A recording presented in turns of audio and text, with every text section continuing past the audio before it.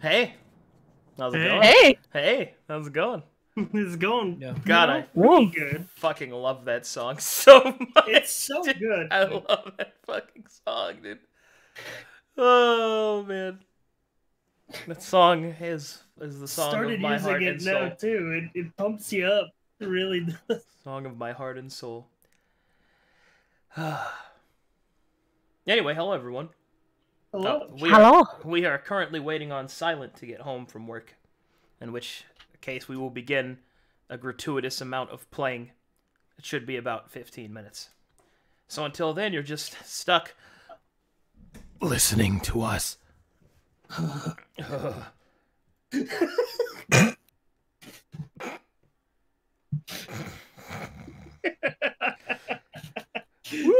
fucking love you guys. Speaking of listening Yeah. to those things, TwitchCon is soon. Am I right? Oh, Oh my god, I can't wait. very soon. Soon there will be premium proximity for high five slaps. It's gonna be pretty good. What does a high five slap entail? It's a high five, but you know it was going for your face. Oh shit! Nice Oh, God. block. Nice block. Intercept. One, yeah. See, the block is friendship. The failure to block equals anonymity. Oh god. What if they don't go for your hand but they slap you back Well, at then the that's same time? well, then that's what we like to call mutual respect. I see. You don't have to be friends to have mutual respect for one another. Or the beginning of a battle royale. Sometimes it's difficult to determine the difference. So then what happens if you manage to catch the slap and you slap the other person's face? Then you have established same time. dominance. Then you may enact prima nocta. Oh, that's an old joke. Nobody's gonna get that. That's an old joke. Oh man, feels fucking horrible, man. But yeah. Now my personal favorite is the person that dodges the slap. See, because they have what we like to call situational freedom. Because now the slap is missed, and it's up to anything that you want to do. I mean, you could go in for the hug, like you could do anything. Yeah. But okay, then what if you don't attempt to slap me at all? It means you're indifferent. And then you matter so little, I don't even see you. Oh my god. No, that's worse. Yeah. The counter hug. I remember there was one time we were hanging in VRC, and when you like walked up to me and I just looked at you, I'm like, just slap me already. Get it over with. Jesus Christ, Tiffany. Stop liking all of my tweets. Like, she gets behind like a week. Then she'll just go through just like. Ugh. Okay, then what if you grab the slap and go in for a one-armed hug? That's the beginning of a judo throw. And you should finish, and then you should finish it. Alright? You need to execute it. Alright? We don't do things half-assed around here. That's the beginning of a judo throw. Fucking grapple from a slap. Slam your bro down. Exactly. Yeah. Don't give me a flaccid throw. Holy shit, dude. Got him. Easy clap. Or the beginning of a dance. That's true. It could be the beginning of a dance. Mm. Yeah, but I mean, if there's no music playing, then there's really nothing to dance to. That's a judo throw. Yeah. Now, if there's music playing, I believe that's the start of the tango. Yeah. Let's see. If you go in for the throw, you grab the back. Yeah, that's the tango. That's the close and steamy dance, not the poised and proximity dance. That is the waltz. Of course, it could also just be the beginning of the equidistant shove, followed by the immediate monkey. But that's only if you've seen Johnny Bravo within the last, 6 months. Look, Oh god, I missed that show. there's a book, okay? There's a book that has all these rules in it. Just haven't written it yet. Arcadum, what if you grab the beard? Then you have either A, completed your courting ritual, or B, produced blasphemy. It depends on the person, of course. Johnny's hair gave me night terrors. Excellent. No, a battle brother embrace is either the beginning of the wrist-to-wrist fucking warrior handshake, which is one of my favorite handshakes, followed by the one-armed hug, or it is the one-armed hug involving fists into the back. Like you're stabbing them, but you're not. Hell yeah. See, because that's the difference. You know what? I've never heard it described like that, but I can perfectly envision what you mean when you say like you're stabbing them, but you're not. Yeah, that's the because that's the a battle brother hug should cause a minute amount of damage to both parties. Or battle sister, it doesn't matter. Battle sibling. Battle fluid. Hell yeah, brother! I'm in a constant state of ever-changing conflict. God, why isn't that one of the options? Crazy homeless man on Segway judo throws TwitchCon goers. Spends the night in jail. Oh, Arcadum, what if you're on a Segway? Then now we're entering the need for speed. Oh, God, dude. PC, man. You are an insane person. That man almost has 750 gifted subs. Jesus Christ. Dude, he's the fucking pilot of the AC-130. Yeah. Just call him the fucking general at this point. I watched 3 episodes of Johnny Bravo and I hated it. Well, that's unfortunate. Never mind, 750. Got him.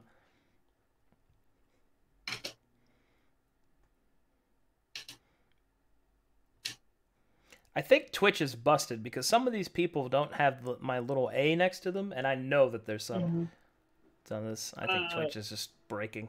Sometimes that happens like near the beginning of the month where like people sub rolls over, but they haven't got the like share your resub notification yet. How to survive medieval times 101 with your guest homeless man. Well, first of all, if you don't have a home, you can't be conquered. All right? Very straightforward. Yeah, can't be conquered. You can't be, nor can you be taxed, at least property-wise. Yeah.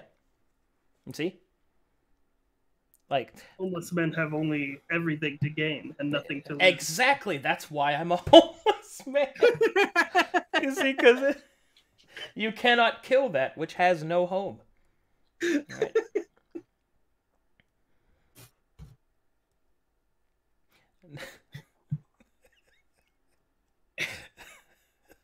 I'm sorry. I'm just waiting for something. When I don't have D&D to do, I just kind of scramble for things to say and talk about. No, it's fucking hilarious, dude. Well, let's segue into how cool StealthRG is. Am I right?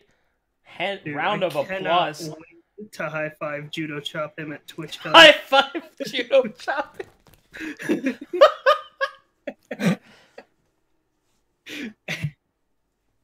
You're the only ones who think that. I'm gonna go back now.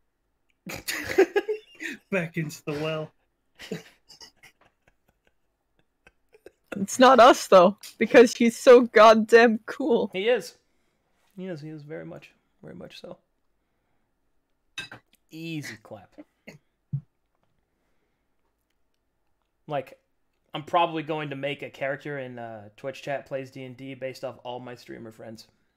Oh my god. And I already know the one that Stealth's going to be. He's basically going to be Twitch chat plays D&D's version of KK Ryder from fucking Animal Crossing. Hell yeah.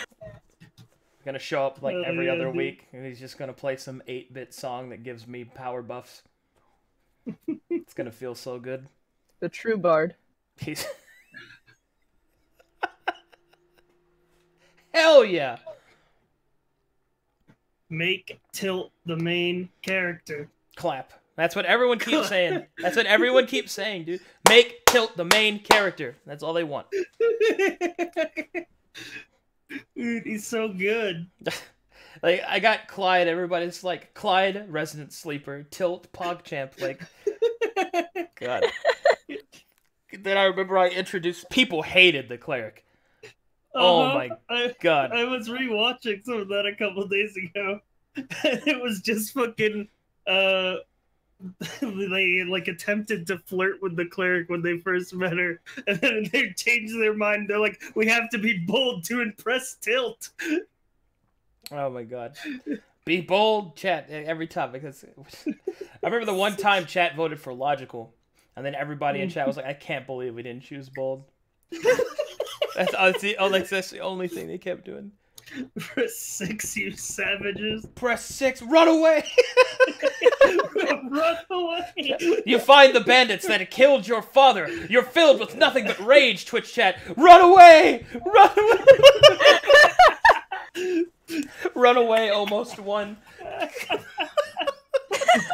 That would have been the best ending of chapter 1. I'm so pissed that I'm scared. And he just runs away. You have to run away from your own feelings. That'd make things really real. There was a character that was instantly a favorite, and it was like the defense against the dark arts teacher in the martial academy. Mm-hmm. Which I just say that because it's easier than say what he actually was.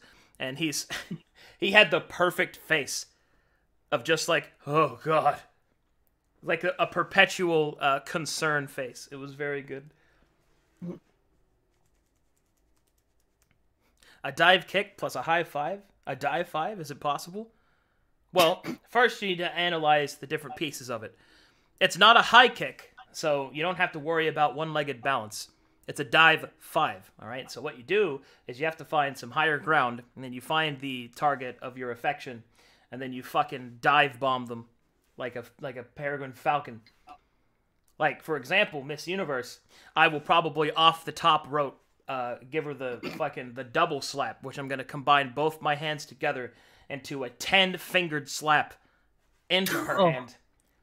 The force of which may shatter her vertebrae.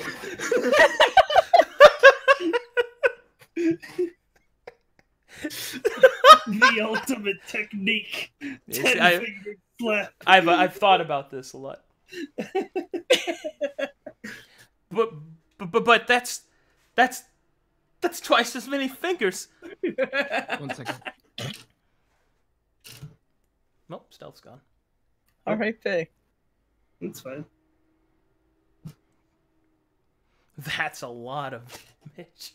That's a lot of damage! Fix it with some flex tape. Fix it with some flex tape. No one's slap ever attempted such a slap before. Please be careful with that power.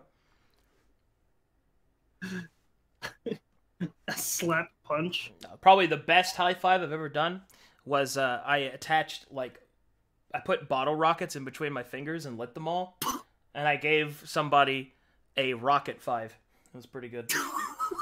Oh my God. That was the best high five ever. The best high five for me. Yeah. We high-fived each other so strong. Bear in mind, this is back when my little brother didn't really clip his nails. He cut my hand with his nails, and for me, I accidentally dislocated one of his fingers. Excellent. And I had gloves, chat room, and I dropped them before they exploded. She shattered the sound barrier. Oh,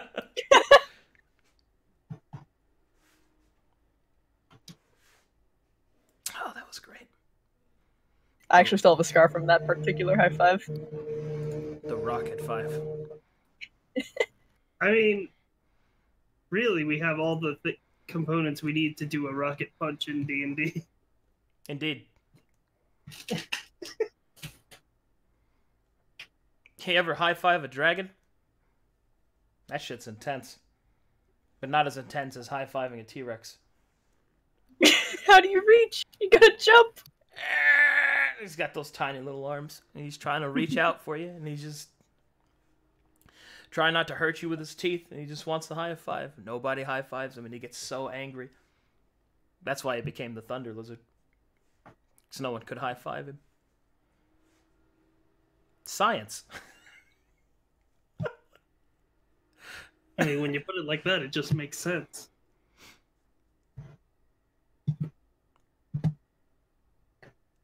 Isn't it a high 3? Are you assuming his numbers? I want to see a T-Rex with maracas. Oh, hell yeah. Arcadum, can Kai use KZ as a grappling hook? I mean, he'd need some rope. And you'd probably need to get him like a special glove that could have the rope attached to the back of it. I want to see T-Rex play some drums.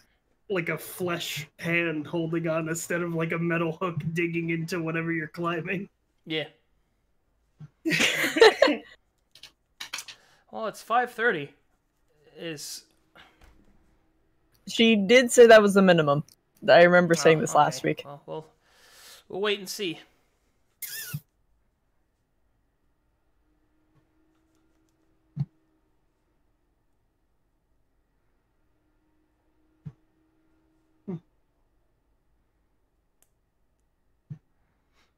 Okay, do you know about mechs?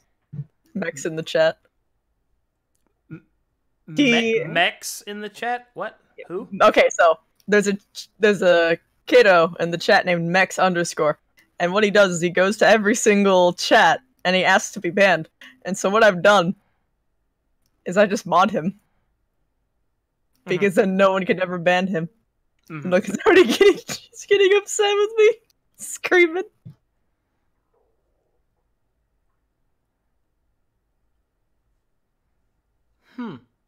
Something to consider. I just love it because he hates it so much. It's his whole thing. He wants to be banned so bad. Oh my god. A Mega Tokyo fan just posted a radical high five story. Oh shit. A kid with 2 Tieflings hit wings. What is that considered? That is considered dangerous because, man, those wings can break easy.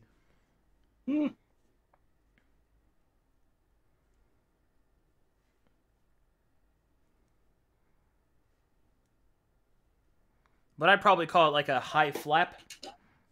Yeah, high flap.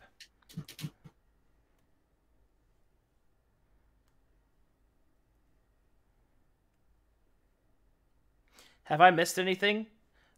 Just us talking about how cool you are. Got him. Oh. God. Gotta keep him guessing.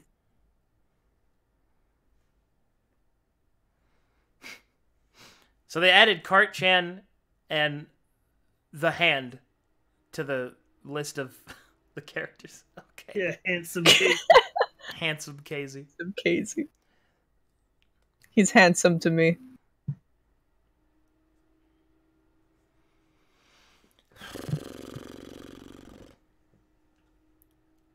All I want to do is play. All I want to do is play. Play. Play. Play. Play. And this chat is what it sounds like when Arcadum slowly descends into insanity. Play. I mean, it's better than the unbridled rage when it was 3 minutes past and no one but me was here. Oh god. I saw that it was... I heard that we were gonna be late, that we were starting at 5:30. I said a tad late. I honestly forgotten about Silent One. It's a work thing, which we should probably change the actual start time. To be honest, I was a little wounded because last night's FK was canceled because half the fucking class didn't show up. Yeah, I heard about that. That happened again. Yeah. Yeah, Cyan was all prepped and everything and stuff. Cyan told me about it. Feels fucking sad, man. Silkser, if Owen and Woad high five, what's that called? Brotherly love.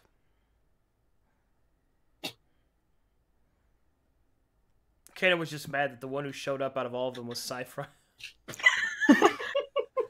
Oh my. Oof. If your fucking chat roasts me for you now. It's like when the lame kid is the only one that comes to your party.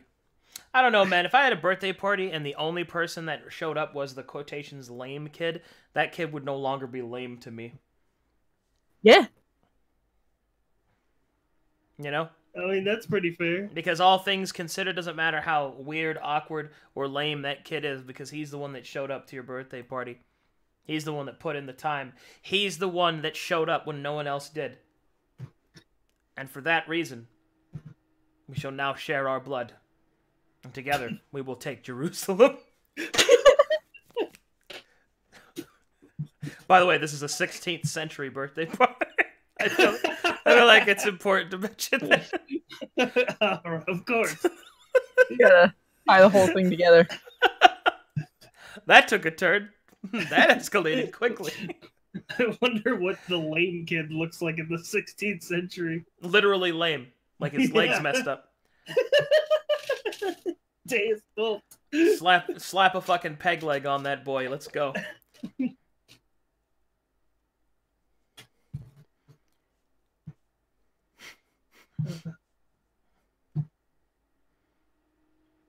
A new battle brother is born. Hell yeah.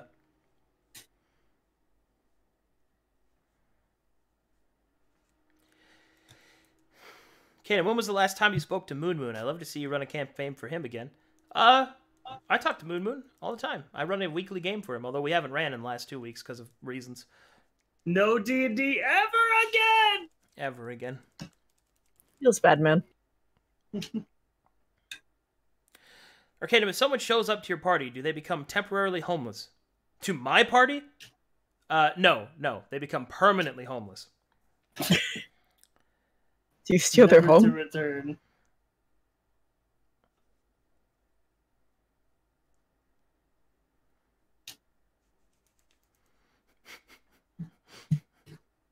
You've only just joined us, and now I fear we will be homeless.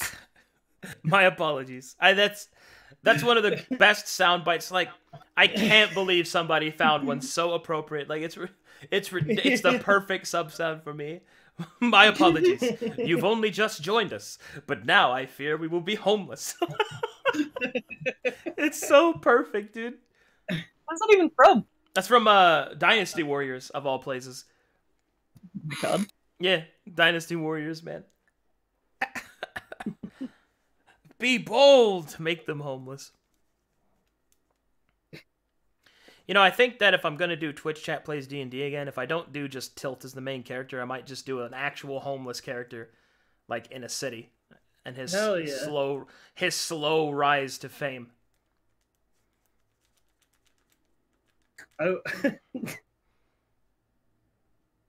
Twitch Chat would just die if you just give them like a street urchin.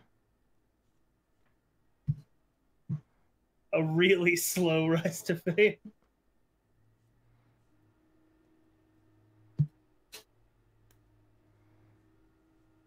His slow rise to shame.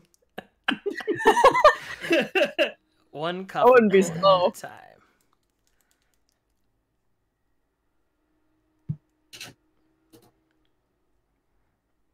Boldly run away from the popularity. Famous homeless man refuses to buy a house.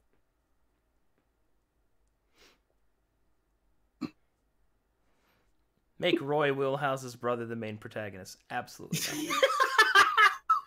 Absolutely not. Come on, Silent. Come on. There are many Come homeless on, men, son. but there is only one Roy Wheelhouse.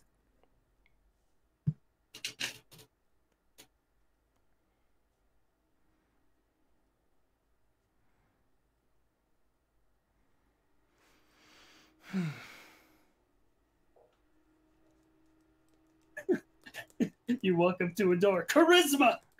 Every time, dude. Like, it happened every time. And then when Charisma would win, I was like, all right. You walk up to the door, you rub your fingers along its wooden exterior, and you whisper, "Hey, could you open for me?" please. The door blushes and opens. It's like... You ever read Hitchhiker's Guide to the Galaxy? Yes.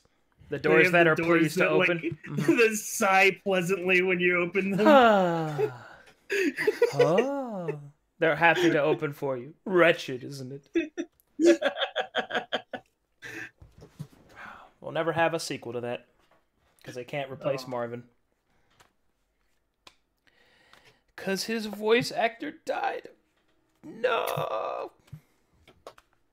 Which is a shame, because the rest of the books in the series are actually very good.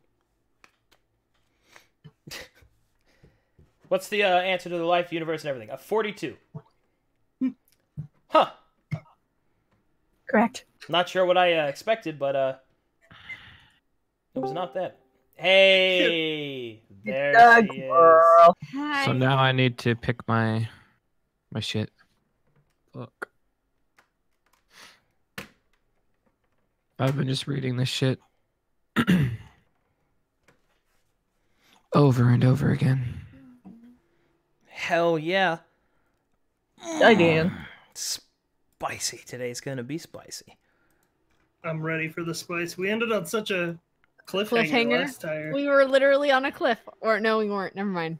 No. That was last time. Never mind. You were about to go into a cave, chasing after the people that Our stole best Sheldon. friend. Dark We have dwarfs. to save Sheldon, man. Yes. You must save Sheldon. Save the turtle. That one. What is it that you need to pick, Stealth? I think he's making his final choice on his Mm-hmm. Oh, your archetype? Okay. archetype. Oh yeah. Yeah. I was just looking how they scaled. That's all. Swashbuckler doesn't scale to... Yeah, I guess it does. Yeah, alright.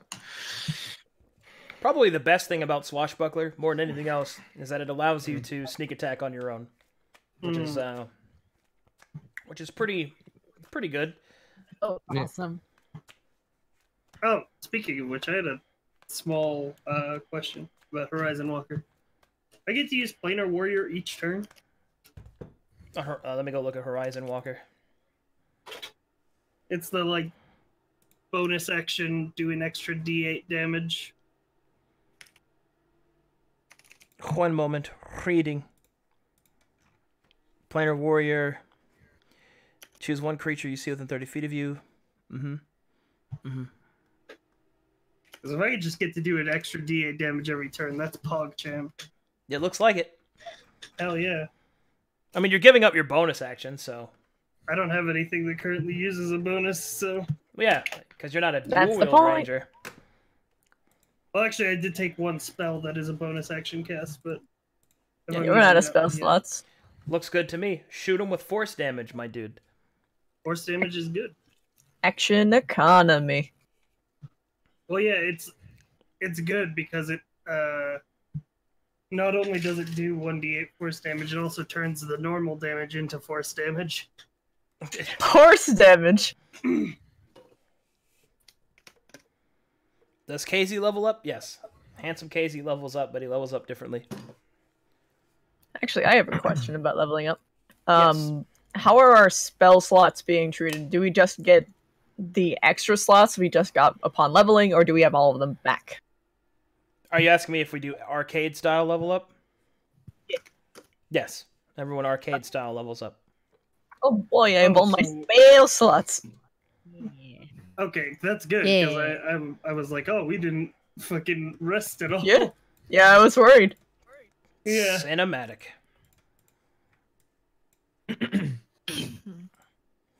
Do I spy a Fae in the chat? Hello, Fae.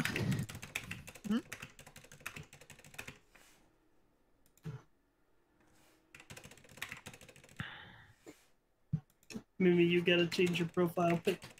I am. As we speak.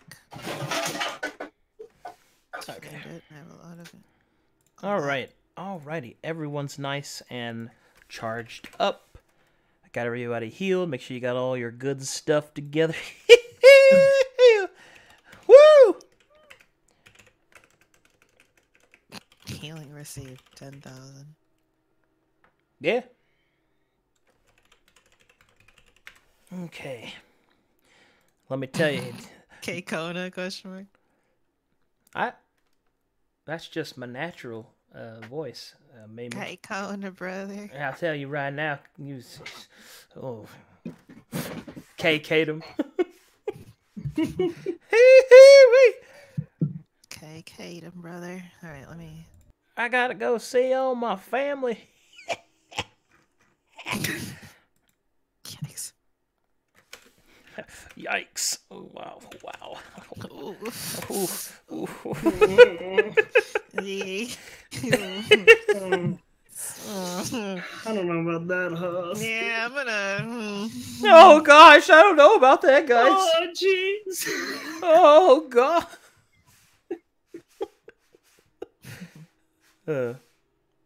What was that can't gray see hat it. girl's name?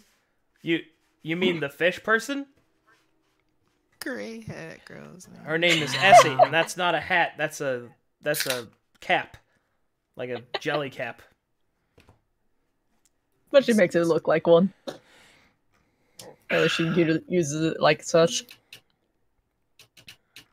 It's her body. It's her body. It's her body, all right. It's gotta be very positive about her body.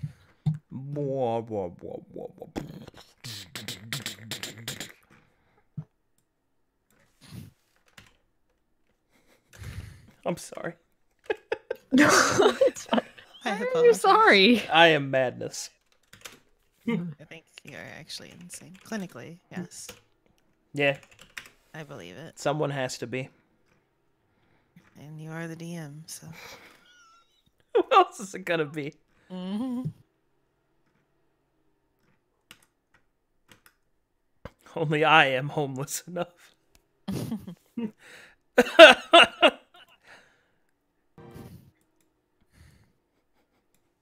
I'll stop you, Arcadum. Ah, you will try. But you have a home. I think I may Get need to killed be after reset on my close screen. up. Oh, they mean the bounty hunter that Chipz flirted with. Oh, What?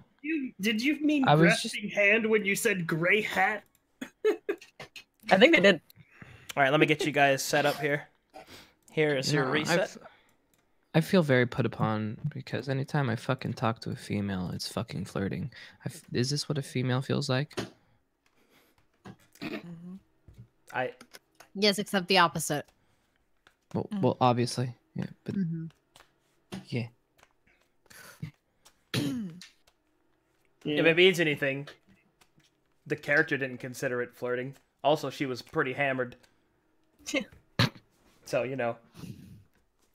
That was the thing. She was fucking hammered, man. Fucking grasping hand, dude.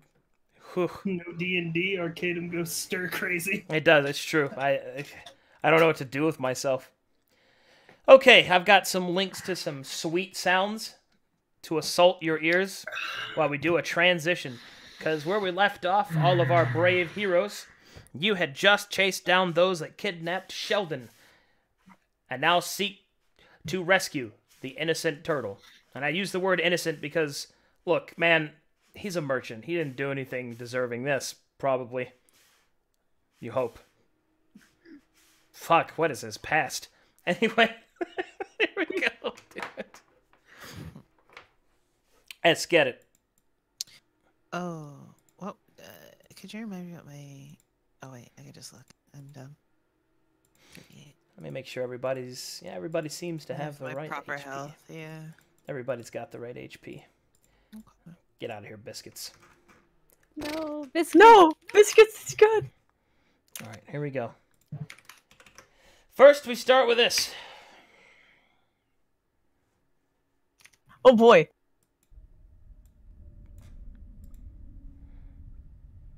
Did you timestamp it? No, it should be the beginning. Okay. I've heard this before somewhere. Maybe, I guess. Okay. Oh, it was timestamped. Either way.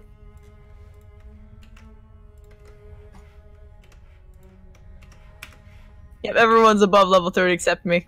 It's okay though. Well, which one are we putting first? Yeah. Me use help action. You use both of them together. Layers of Jesus. music over the ambience. Yeah, layers of sound. New tech, by the way. I haven't done this before. All right, here we go.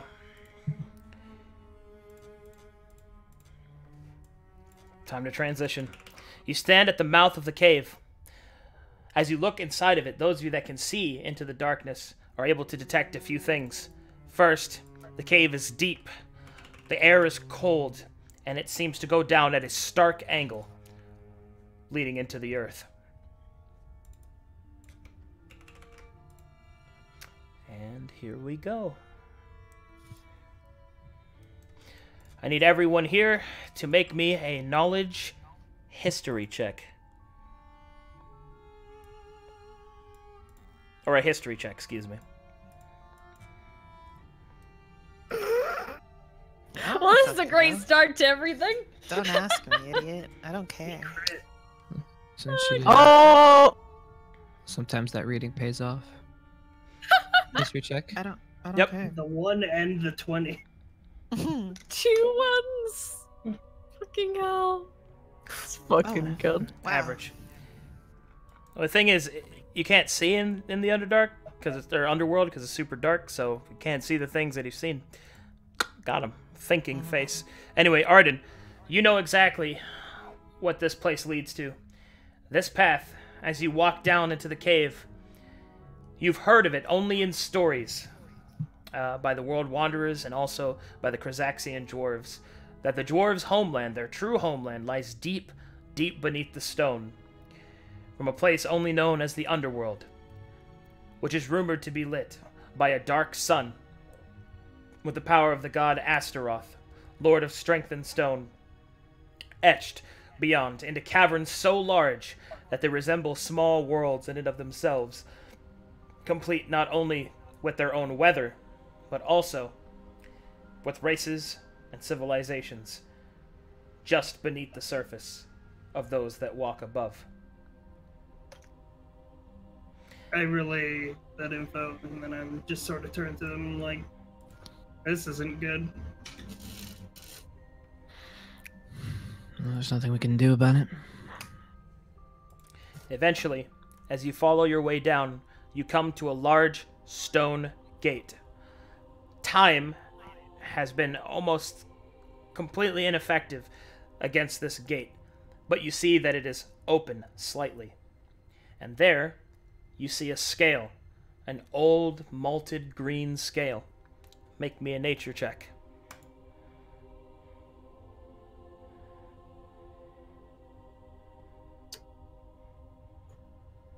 Me ranger.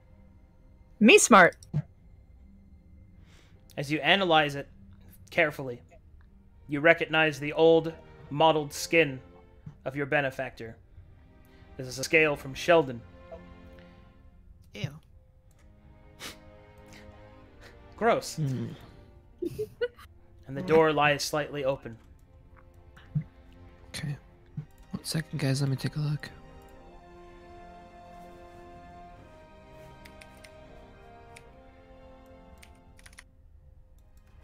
I took a look. Kai, as you approach the door and look slightly beyond it, you're not able to see much. Just the twinkling of the cobblestone path, well, of the stone path etched out of the cavern. It seems to be covered in a fine amber, and it seems to glow slightly to your torchlight. And do I have a feeling of safety? Well, you don't have a true feeling of safety, as this is the underworld, but you do not detect any immediate danger. No. I'm not detecting any traps or anything like that. You guys ready to do this? Alright. Seeming as we've been trapped from behind before, is there any way that we can keep this door open? Keep it open? Sure. You would need the strength to open it. It is a large stone door and is naturally heavy. But to keep it Wow. open so it doesn't shut. to keep it open, you would have to open it all the way, and then you would have to manipulate the hinges. So I'm going to need a strength check to open it the rest of the way, and then I'm going to need a dexterity check with proficiency. So just do sleight of hand from you, Kai, in order to disable the hinges. I assist. So I assume who's pushing you it do, open? Yeah, pushing the door open. Somebody who's a little stronger than me, please. She goes to push. Make me strength checks, strongies. Hey. Wait, where is? Yay! Oh well. Wait, I don't even know where strength. Oh, it's under. Ability. Yeah. Alright. Oh, Upon the wow. request of strength, Ilioian Falor, with rippling, vascular muscles, push open the door. Easily. It is now wide open. Perfect. Alright, so I'm gonna try to secure these. Right. You said sleight of hand? Mm-hmm.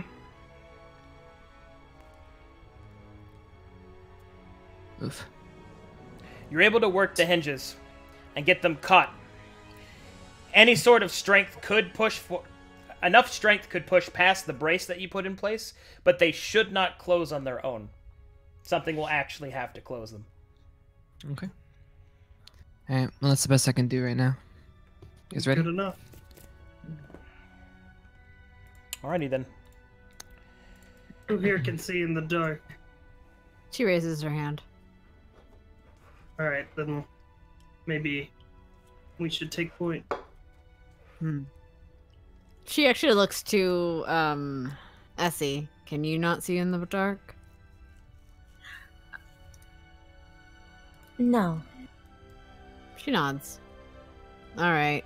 Everyone that can't see, stay close.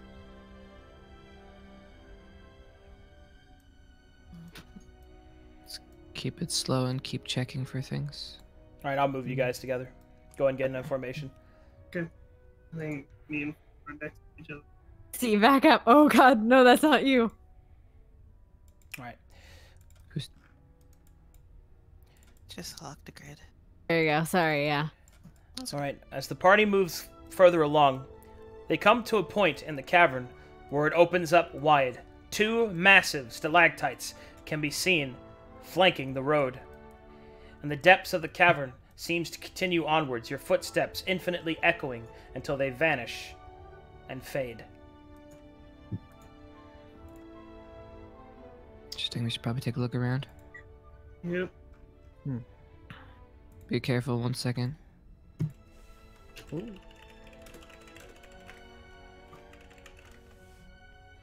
Dark vision. Yay. Well, never mind. Looks like you're taking a look around. Alright. Arden's eyes sharpen into dagger points, and what he is able to notice is the following. There seems to be a small amount of cavern carrion that seem to be moving about in the shadows. A centipede, a spider or two. But there doesn't seem to be any errant danger. But you will notice this. As you have entered this area, you feel the air here is heavier. It carries with it the smell of earth, and it is very cold.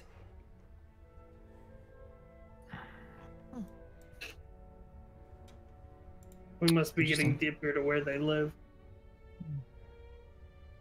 Way clear.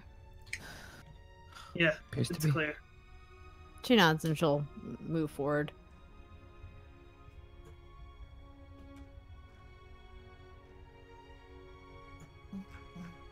Alright, I'll move the party forward then.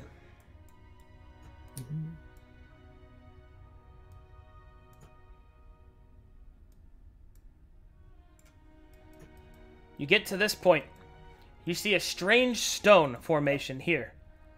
It's almost as if the rock was warped by an unseen hand, like molded clay, to produce a form but left unfinished. It seems to be half of a face.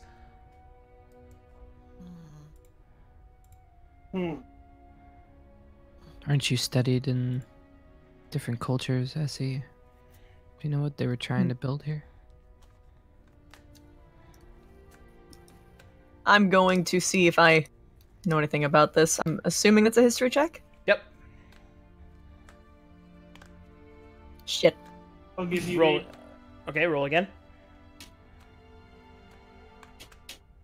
That's a little bit better, at least. With a 13, you have actually heard of these stories before. It is stated that in the great wars between the dwarves of the Duergar and the surface dwarves, that the Duergar resorted to using the old golem magic of their ancestors. Specifically, it is told in the old stories that dwarves were able to create automatons of such large size and destructive power that a single one could lay waste to an entire city. It seems that there is a nugget of truth to this discussion, for you see half of a face of such a creature, with nothing else attached to it. I relay this as much to the party, and I look worriedly at them. Do we have any idea how we could possibly fight such a thing? Hit it really hard until it goes down. Of course you'd say that. It works for most things. Not hard to It's almost smash never that rocks. easy.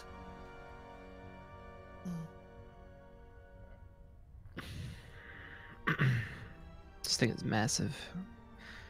Do you have any bright ideas then? How about we avoid them? Well, I'm not gonna go looking for one.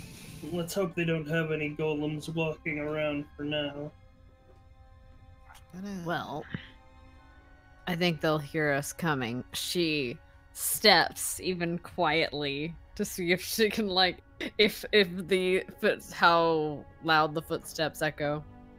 Your footsteps echo, but they echo into the depths of the cave. They just kind of vanish.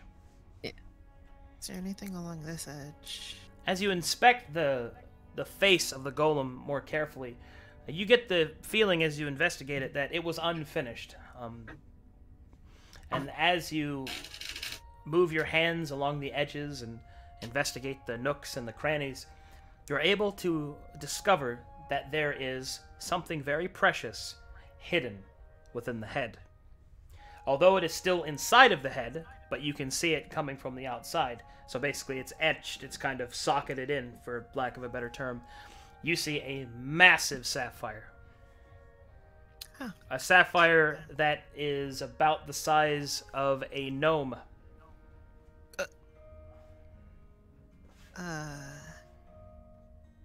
It's about 3.5 feet in diameter. Would she be able to pull it out?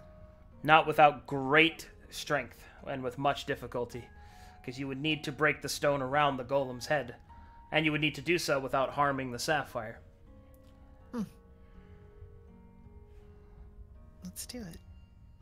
All right, I'm going. Well, first explain to me exactly how you're going to try and remove it. She actually. Let me see what just see if I can make this any easier.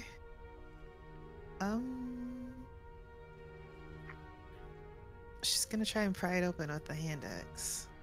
Okay. Or pry it out with a hand axe. All right. Give me a strength check. Come on. You pull with all of your might, an attempt to try and pry it out. Your hand axe shatters against the stone. The Oops. sapphire remains.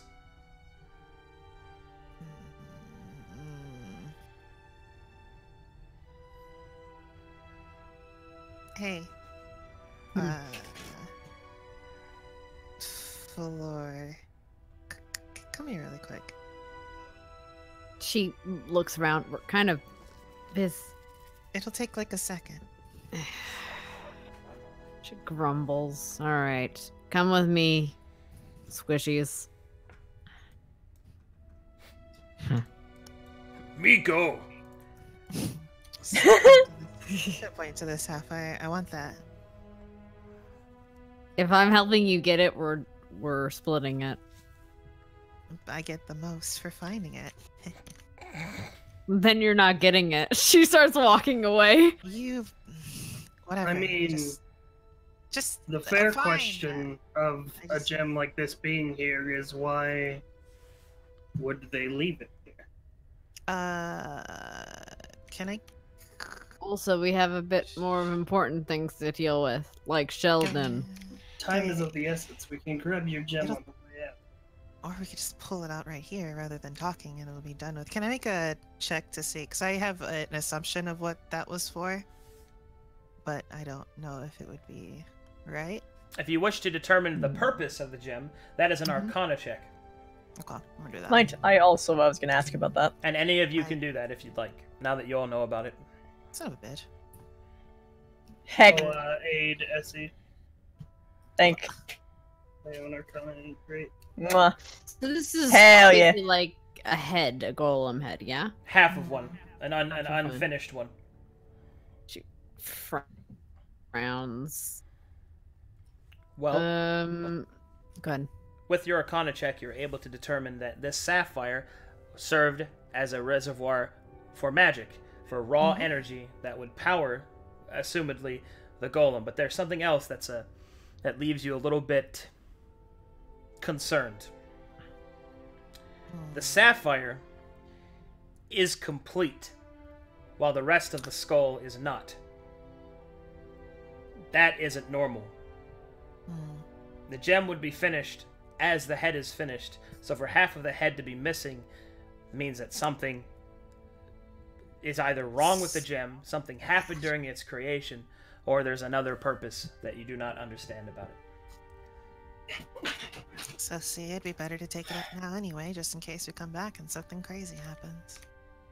Or it's a trap. Or something bad happened, and that's why their work is left unfinished. No, Finished no. and I'm got pretty smashed. sure. Or maybe.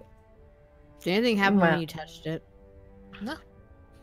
It's just Okay. in there. So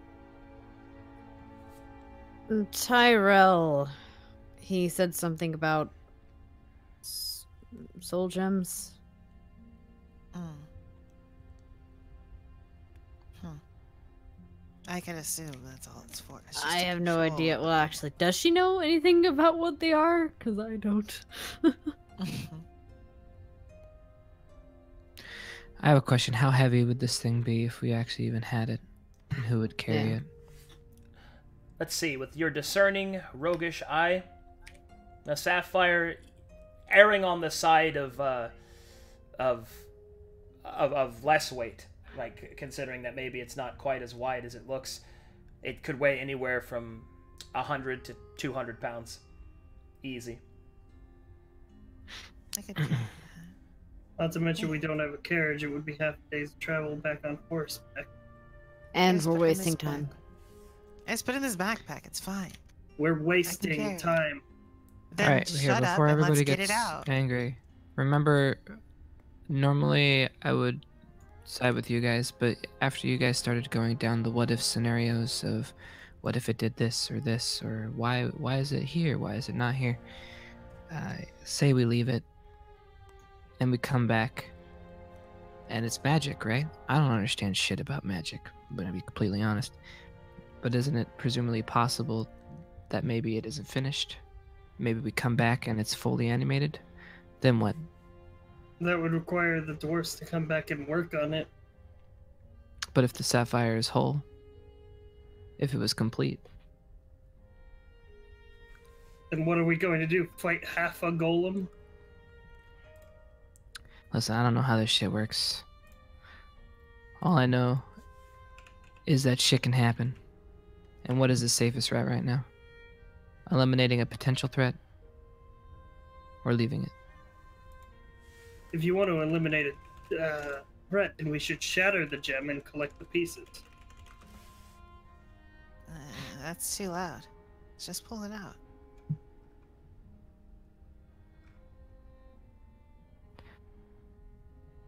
And I say we just get going. To be honest, yeah. It's far too early to be distracted by greed.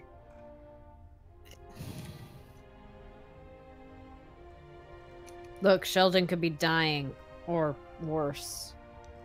Because you're fucking talking so goddamn much, we could have just pulled it out and been done already. What the fuck ever? It doesn't matter anymore, I guess. Go over here. I mean, if I'm honest, I'm pretty sure that if we pulled that out, something bad would have happened anyway. Regardless.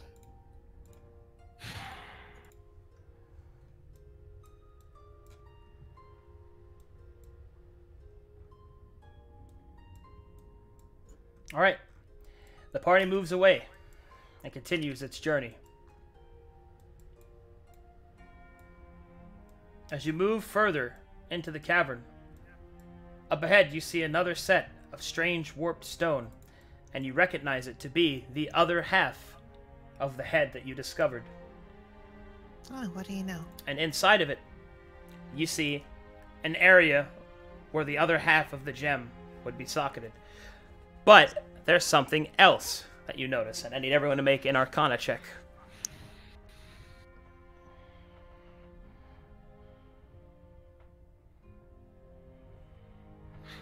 With your combined knowledge, you're able to discover the following. The head seems to have broken apart as if it was deteriorating. It's almost as if the stone rotted away from one side. As to how it came to be over here, away from its other half, you can't really say.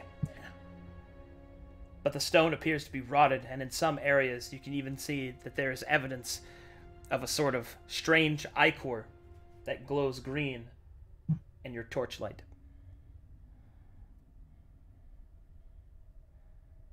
So I don't know much about golems, but if I were to wager a guess, then the golem was once alive and now decayed.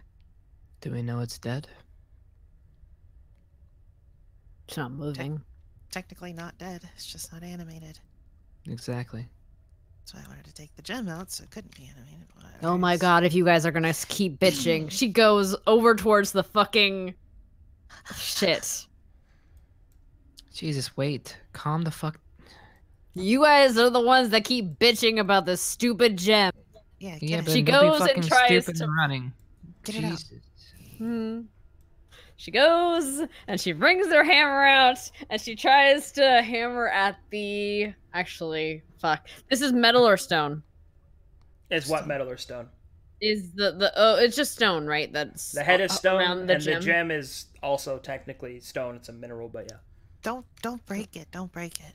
I was gonna break the rock around it, unless you have a better idea. No, that's fine. Actually, I Break do have it. a better idea. You want to have a spare dagger?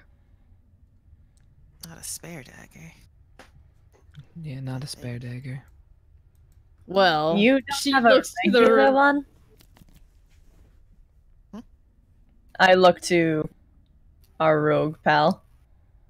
So you want me to throw a magical dagger? No, No. a regular one. I didn't have a one Oh, before. you didn't? I sigh deeply as I give up my dagger. Mm. She takes it, puts it towards the thing, and tries to like use it to kind of to chisel her way through to the gem.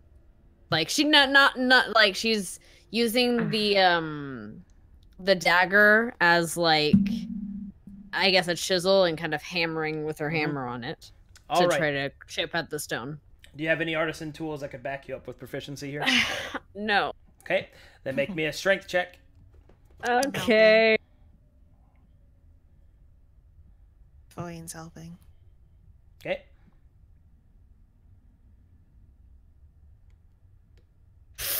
Oh, Your strength is mighty, but I wonder, how is your skill? Make me a sleight of hand check, Valor. Rip. Okay. Still helping. Still helping. Don't worry. Still helping. Okay, roll the advantage.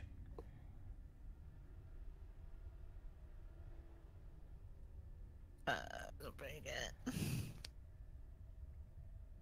All right. Your strength seems to be sufficient, but your precision not so much. Using the chisel, you slam the hammer against the hilt.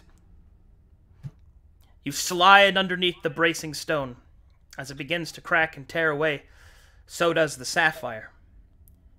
And as you pull it away, the sapphire does not act like a sapphire should.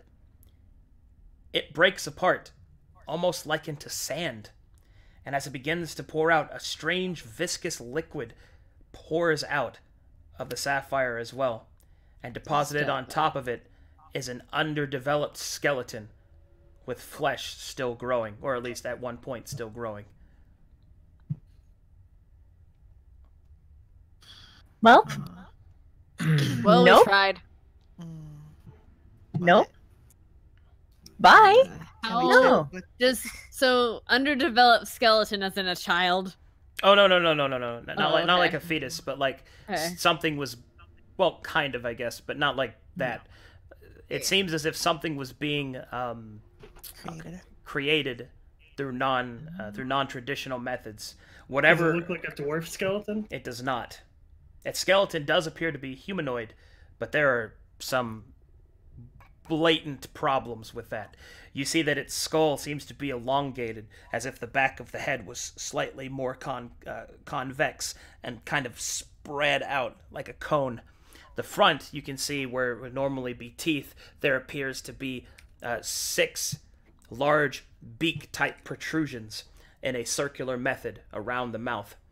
You can also see that there are a few places where fleshy bits that appear to have once been tentacles were being grown. Its hands end in elongated fingers, and its chest cavity shows a rib cage with unknown placements for organs. Whatever this creature was, it did not finish growing. I'm Is going it to forever dead? ask again. Is it forever dead? It was never alive, so It's unborn, yeah. yeah, it's dead for all intents and purposes. Now, I'm going to give you one shot to try and identify this, and it's going to take a massive check, but we'll see. Can anybody here make me a history check? This is the big one. Who has the best history? Tries 2 helps. 2 tries 2. Oh wait, is it 1? We're gonna do 1 or Single. everybody can? Yep. Who has the best history? I've got a +1. Probably would be Essie because high end. She has a +0. No, I have +0. Well, I've got a +1. I have a 0. History. I have a +0 as well. So that's you. Okay. Oh, okay. So I'm making the history check with advantage. Oh, it's a Oh crit. shit! God damn. Okay.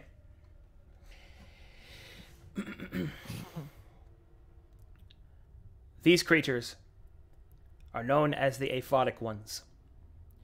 Creatures in the deepest depths of the underworld, aberrations with powerful psionic abilities. They are known by a more common name, Mind Flayer. I had a feeling it would be mind flayers. Are they typically born from golem skulls? No, they are not.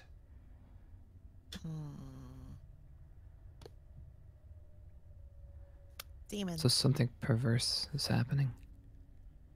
Or Very just, perverse. you know.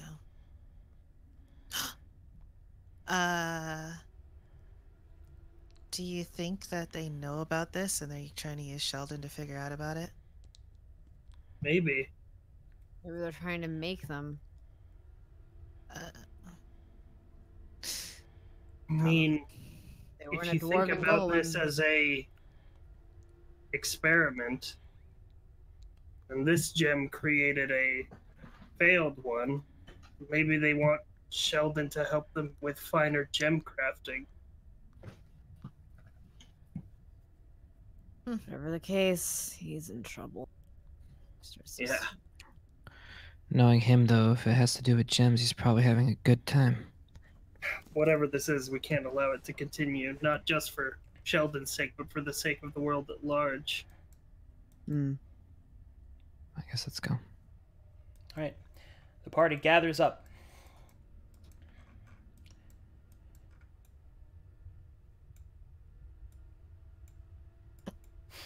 Yeah, I got you.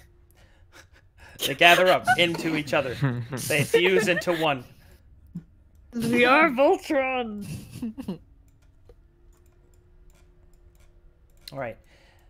You walk past the broken part of the head, and up ahead, you see that there is a bend in the cavern. And as you turn, a strange scent seems to waft into your nostrils. It's very light, but you think you can just barely make out a pleasant, like, sickly sweet smell. Hmm.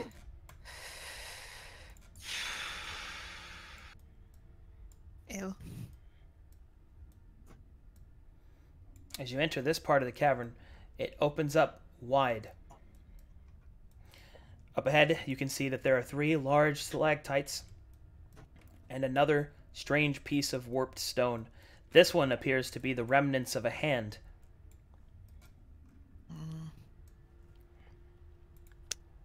Is there any stone entrance on or stone carvings for it at all? Well, make me a perception check, or excuse me, investigation check to investigate.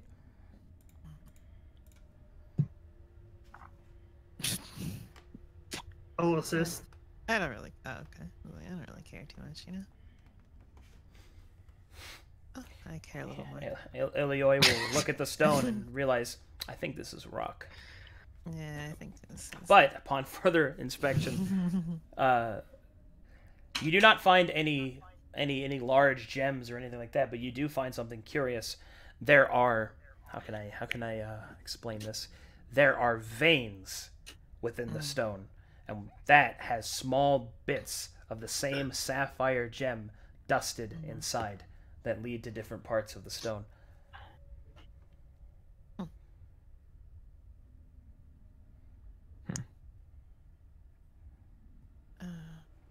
And with let me see, how far is that?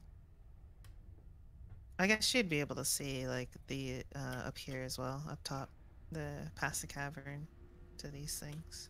If No, she you were only to see this. walk This over. is a chasm. Just this. You Oh, don't okay. see this. And she would. Okay. All right. Well, yeah. It's just the rest of the golem. Let me check something. All right. Yo, Mr. Handsome. Thumbs up. What you need? Hey, buddy. Something tells me you can lend a helping hand with this hand here. He'll Can snap. you scurry around and tell me what you find up there? Anything cool? He'll give you a You ready? finger gun.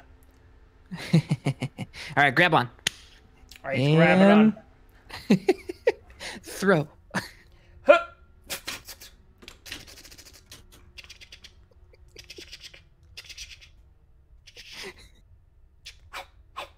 He'll look up over. Look up over here. Look around the corner. He'll slap the side of the stone. This baby holds so much blue dust. He'll pop out covered in a little bit of dust. And between 2 of his fingers, he'll pop up an old gold coin. What'd you find there, buddy? He'll point at the coin, he'll point over there, and he'll slap the stone 2 times, and then he'll kind of write out in this blue dust, old. And then he'll start rolling around on the ground, getting rid of the blue dust, like a dog. All right, to take a look at this coin. How do I examine it? That's going to be an investigation check.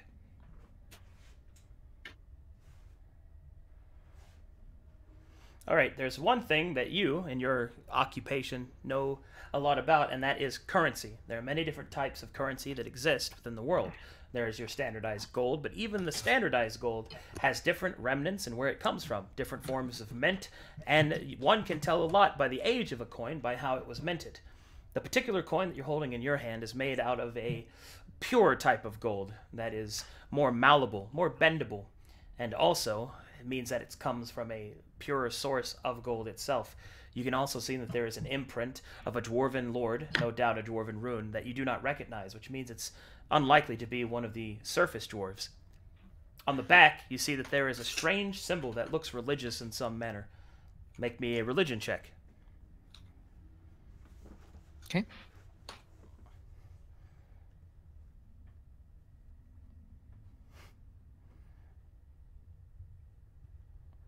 With that Nice. 19 religion check, you recognize this holy symbol. It is the symbol of Astaroth. Interesting.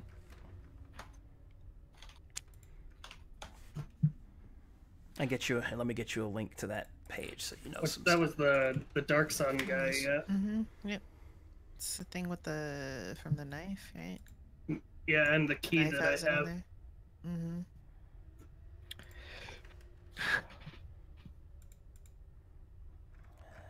Here you go, Kai. This is your info on Astaroth to refresh your memory. And with that roll, you know most of this. Pretty much all of it, so. Okay. That's right. I remember this dude.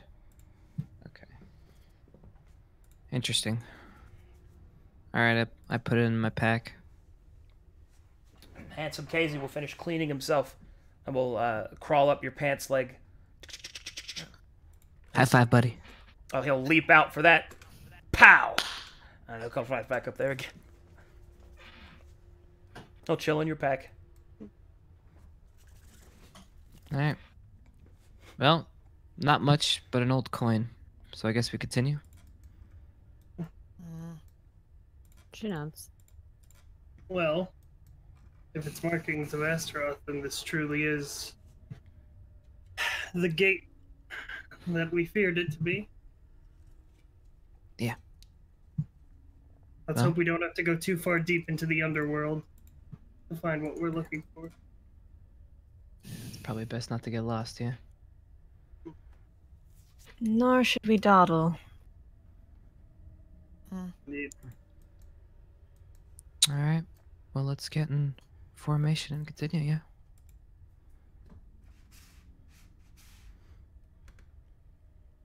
Alrighty. Moving the party. Bop, bop, bop, bop, bop, bop. Go on.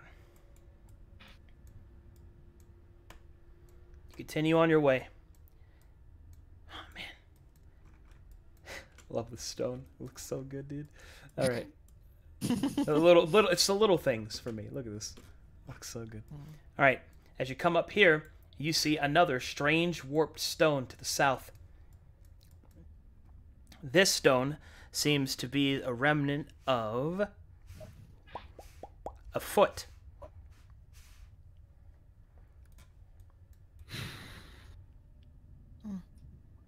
Can she look it over for any more soul gem or the fucking gems?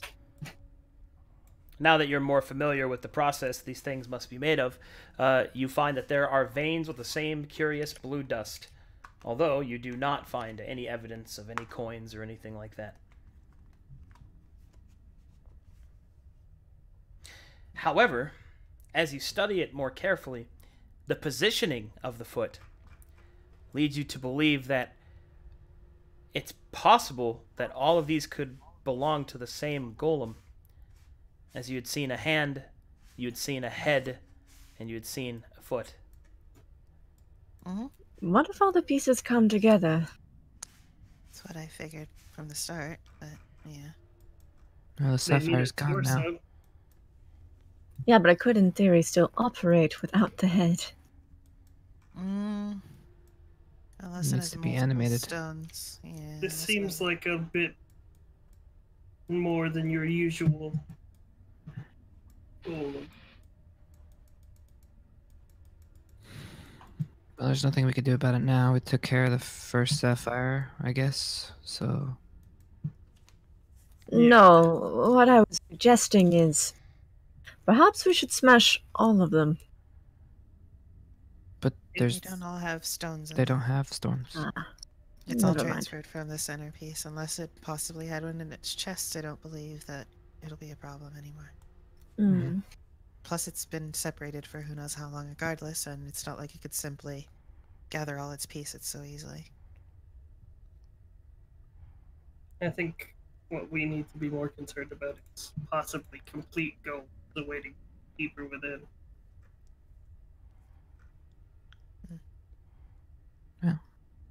So let's continue on. Onward we go. Onward, then, to what lies beyond.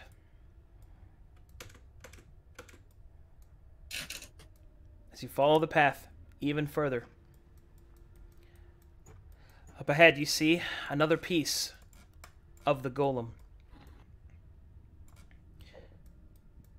This piece appears to be a pair of shoulders leading up to an abdomen. You can see remnants of a red crystal kind of strewn about, but there is nothing left of it, only a dust. Any traces of skeleton in this one? There is not.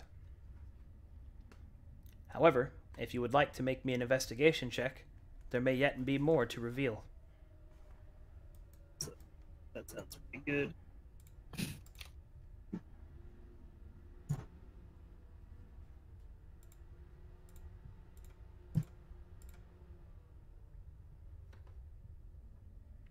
With the 15 investigation, you notice that the ruby seems to combine with the blue dust within the veins of what you assume to be the chest. There is something else, however. It's difficult to spot, but you're able to find it in the cavity. A stone mark, but not of Astaroth. Huh. Another religious symbol. Please make me religion checks, party.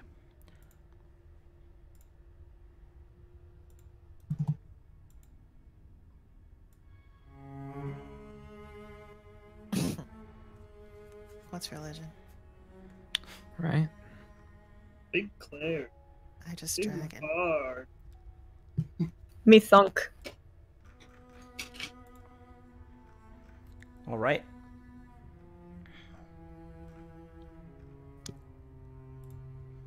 This reveals not the holy symbol of Astaroth, as you may have suspected, but another one completely. The symbol of Ezekine. Yo.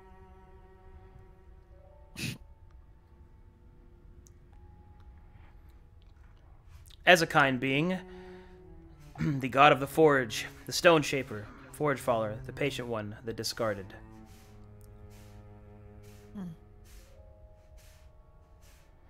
So, sense.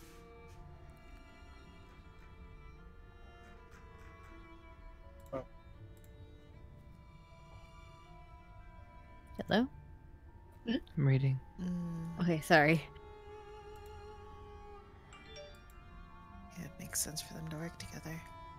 They're making these things. do I know if Astaroth and Ezekine are the same pantheon? They are not, Interesting. but Ezekine is of the Grey Pantheon. Oh, I see. All around there.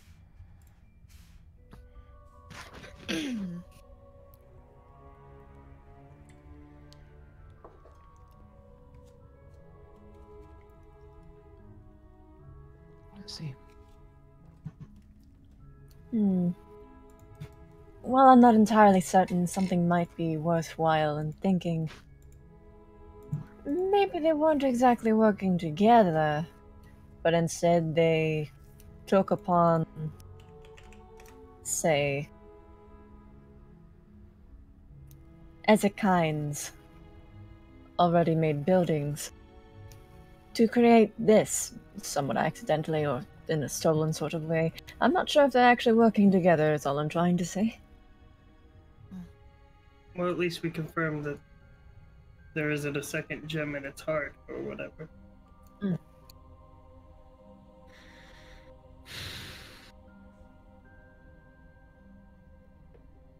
All right, I don't know. onward we go. Very good. The party continues. The strange mystery of the twin gods of the forge behind them. And then you come to a precipice. For here, the road slants downward at an alarming rate, and you see that it disappears into a deep darkness. Whereas you had once simply walked upon the first step of the underworld, and now ahead lies the plunge into the dark depths of the world of the dark sun.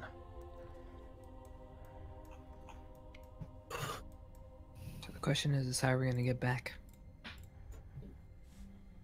Climbing. Guess worst case scenario, we have saddle. It's true. She nods. Shadow walker, afraid of the shadows. How cliche. It's not that. I just don't like going into a place I don't have an exit from. Alright. We all have to take a plunge eventually. Me and Floor can see best in the dark.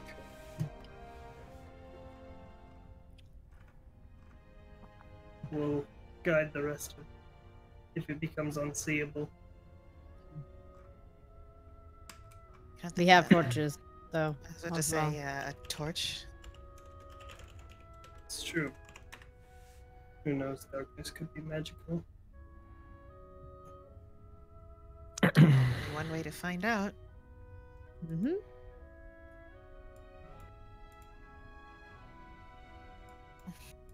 Is this a gradual decline? Yeah. Basically, you can enter together. Yep. Okay. Well, guess get into formation. Let's do this. Something in this formation shit. Well, because we're gonna run into something, I'm pretty sure. That'd We be are chasing stupid. after Oh all. wait, are we doing formation or? All right. The party gathers themselves up and delves deeper into the underworld. Ooh, music change. Yeah. Ooh. Ooh. God. Oh boy. As you delve deeper into the darkness, soon you are surrounded on all sides by nothing but pitch blackness. Your torches, a singular star in the infinite black. All around you, the shadows, even at the slightest edges of your vision, seem to reach out and grasp at you. Your light, strong as it is threatened by unseen winds and cold, endless cold air. Ahead, the light touches the faces of the stones, and there all around you, you can see edifices carved of old dwarves of the past. Their solemn stone faces frowning down at you as you walk past. Their beards immaculate rivers of rock that tangle and coil to an illustrious end. Even from this distance, you can see that some twinkle with light depicting wealth and gems, but their solemnity gives you a feeling of strength and foreboding. Up ahead, at the cusp of the archway, you can see what at one point had been a massive stone gate, which has long since faded with time. And there, just beyond the dark, an orange light, like the sun above, but off-putting and with a different hue.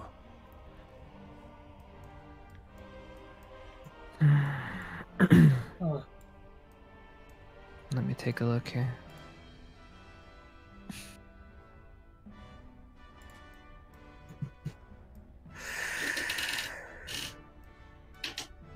Oof.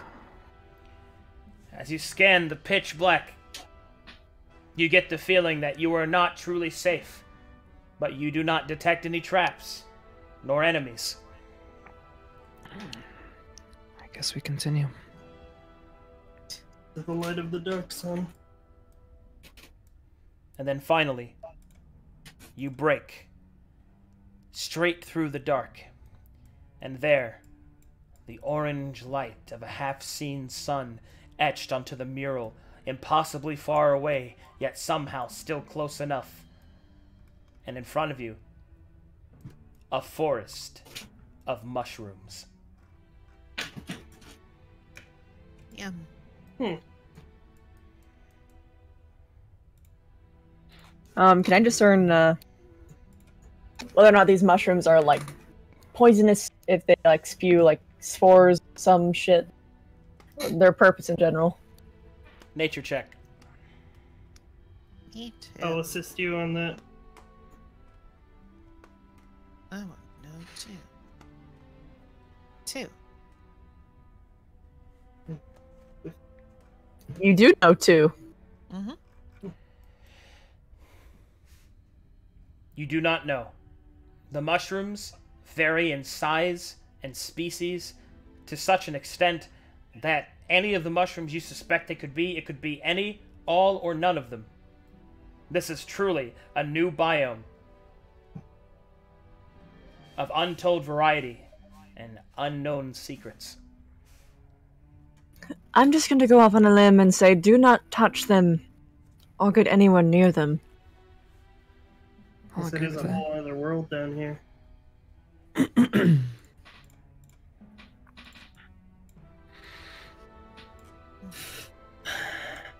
Guess let's move. Yep. The party moves forward, bravely along the path. Mushrooms of all kinds seem to grow up around you. The sickly sweet smell that you had sensed earlier is now in an intense and ever-changing tone, like a symphony of smell. It brushes against you in soft notes and thunderous chords. You also sense something else. The air here is as heavy as you expected, and there is sort of a wind, but the wind is almost as if the cave is taking long, simulated breaths. With each inhale and with each exhale, the wind blows back and forth, back and forth. Huh. This isn't like some sort of noxious gas is in. I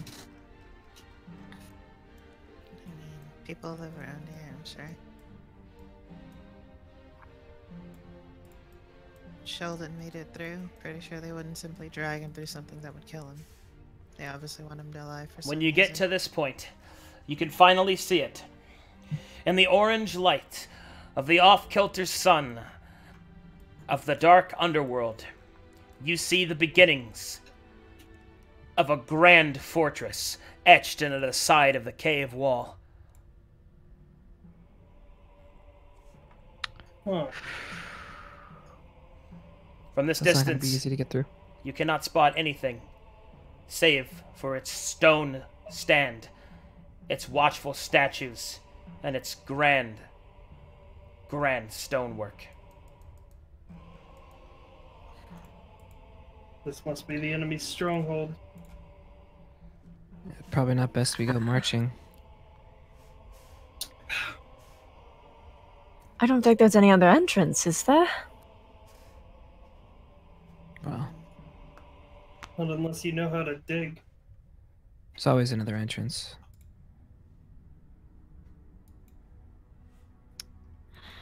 Well, You can it find then. one.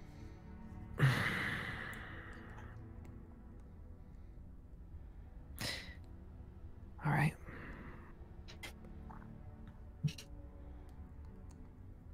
Alright, let's approach. All right. 1 second. 1 second. Okay. We're gonna magically see something from here, so far away. Kai dips low and nearly disappears beneath the nearby shrooms.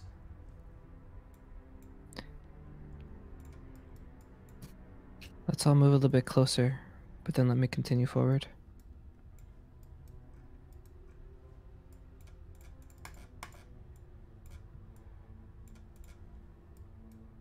All right. Party has moved closer. If you wish to branch off, go ahead. All right, Kai, you begin to move forward, shifting through the strange colors of the mushrooms, which are iridescent in some cases. Their colors range from red to brown to orange to green to blue. Stealthing here is difficult, but thankfully, the shrooms have many wide-bearing caps, and the shadows, even under the light of the dark sun, are long and are your sanctuary. As you move to this point, however, something seems to happen.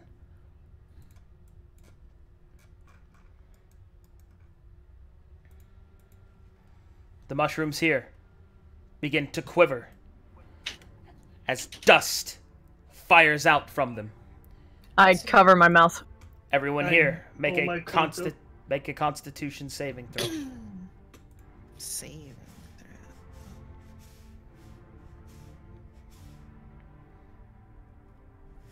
Oh! Oh! What the fuck? I covered my mouth in time. Cover my mouth. What the hell? Oh. Feller I'll cover and it now. Iloyoy. The spores fill your nostrils and mouth, and you fall to the ground, fast asleep. Bitch.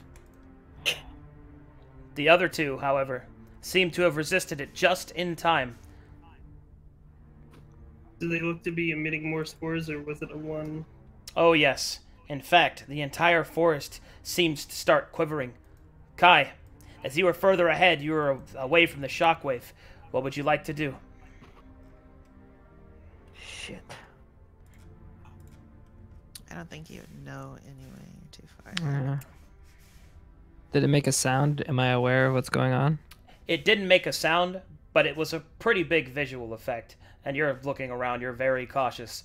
So you're able to see a puff of smoke and the sound of Feller hitting the stone. All right. Go Handsome, He'll pop out. buddy, go give him a helping hand while I continue forward. Finger gun. I gotta get a token made for him. Hold on. Mm-hmm. Oh god. There we go. Might I try and nudge Falor awake? Alright, Handsome's going off to help. Hold on. We'll get back to you guys in a second. What else would you like to do, Kai? All right. Just so we don't all fucking go down, I'm gonna continue forward as Handsome goes back to help. Okay. You move deeper into the shrooms until finally you get to the edge of the forest. And there, you see, in the shadows of the light of the dark sun, you're able to make out figures along the wall. Let me adjust your view. There you go. You see them here. Mm-hmm.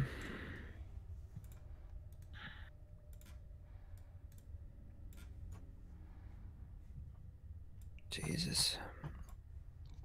It would seem that the walls are manned and watched.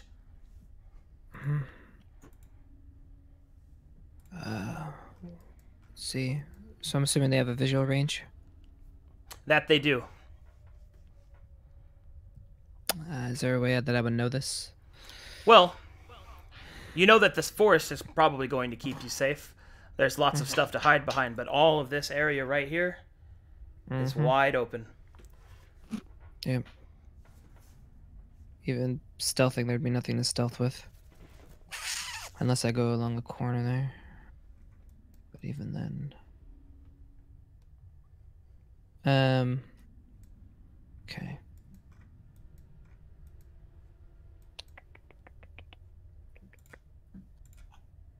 Gotta look at some things here. Okay, let's go back to the others then. Mm-hmm. And boop boop boop boop boop boop boop boop. Okay. Handsome so comes running up. First thing I do is I pull my cloak over my mouth. All right. And I try to. Is the spores like around in an area? Looks like. They're now filling the air. Okay. Should probably try to drag them out of the spores.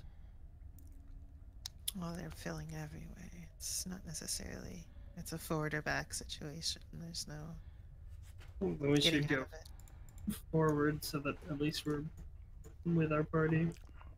Essie and Arden, what do you wish to do? I try and shake Flora awake. As you begin to shake Valor, she does not move. She does not stir.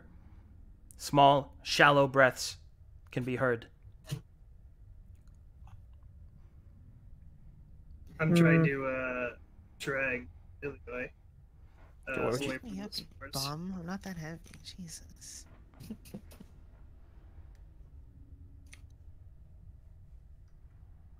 Arden, where would you like I'm to carry, drag, what have you? towards where Kai went. Okay. You drag her past handsome Casey, who's just looking around, trying to figure out what's going on. I look over. Sorry, go on. And at that point, all of you down here need to make me a Constitution saving throw. Oh shit. You're Oh, boy. covered. You're covered. Oh no, not the ones that are already unconscious, but those of you that are conscious, make me a Constitution saving throw. Your covered mouths have no effect. Oof. Unfortunate. What? 18 is not sufficient. Holy shit. I assume this doesn't count as magic, does it? It does not. Okay, so if they enters, it doesn't come into It's play. nature. Alright. And though the two of you fall into an unconscious state, at this point, the undead hand is losing its shit. Just slap me awake, handsome. He will start running back to Kai.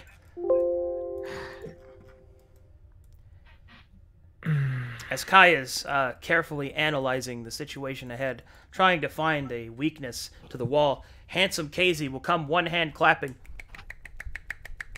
around the corner, trying to get Kai's attention. He'll do some finger snaps. What's up, buddy? What's up?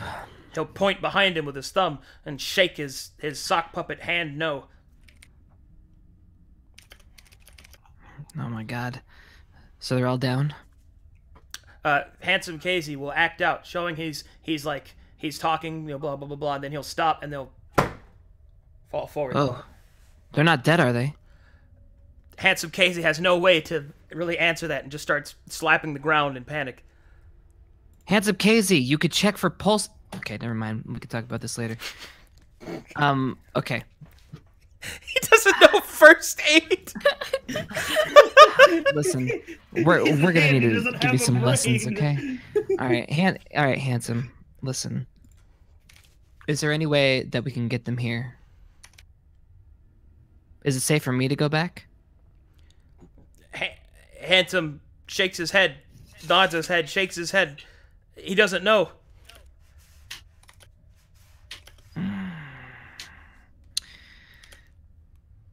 All right, this is what I want you to do. Hold on. Let me check something.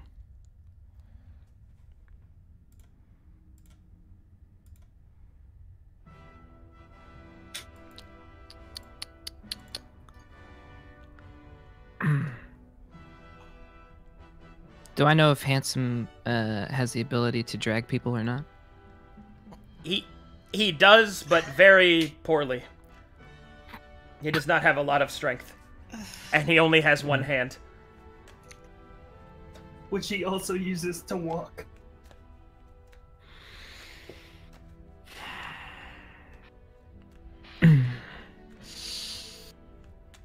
Well, I can't go back for him. But I can't leave them there either. Jesus Christ. Listen, is there any way that you can go back and check how much rope they have? Handsome Casey will start to use his thieves' camp now that he's calmed down. Can check. Not much. Real bad. Not much, real bad. So you don't think it's gonna be enough?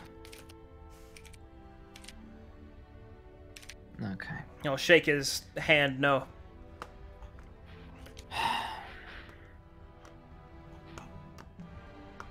Well then. I guess we're in kind of a pickle, aren't we?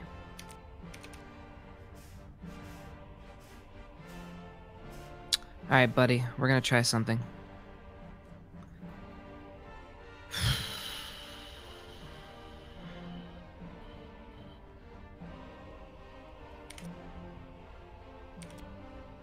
I don't know how we're gonna do this, but we're gonna have to try. Alright, let's go this way.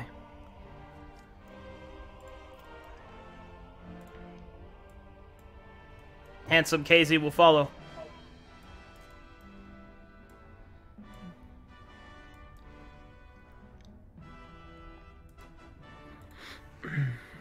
It's my dragon boy to wake me up. Alright, when you move there, you see that the dwarves, now that you have a closer look, seem to be looking out over the forest. As you turn your eye, you can see the puffs of the spores continue. A few of them signal at one another, and a few of the dwarves start to disappear inside the fortress.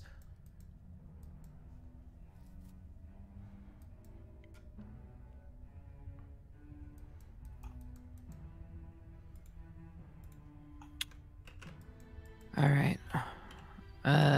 Do I have to do another stealth if I'm going to send Mr. Handsome Casey on a mission? No. What do you want him to do? Alright, I want him to stay along the line here. And then climb up and get a closer look at this guy. And which guy? The guy in the corner here? Ranger, yeah. Okay. Ranger. Sure thing. Handsome will give a little salute. If it gets too much, buddy, just come back. I don't want to lose you. As he moves along, the ranger will suddenly turn to investigate. Handsome will play dead. The ranger will look down the sights of his crossbow and will kind of shake its head. Seeing as he's no longer being watched, he will no longer be dead. As he gets to the edge of the stone wall, he will look up at it and kind of scratch the bottom of his head with his thumb hand in a thoughtful manner. And then he will grab onto his own bicep and roll backwards to gain some momentum. He will then roll forward and slap the ground in a neat little jump and grab onto a handhold. And he will then slowly make his way up. It's very difficult to describe this.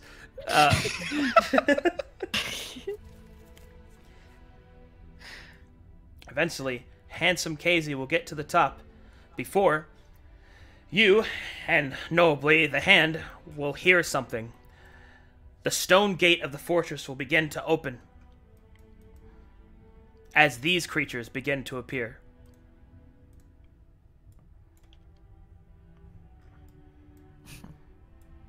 Oh, Jesus Christ. It seems that they are still preparing their equipment. You notice that the strange dark dwarves carry with them nets and strange weapons.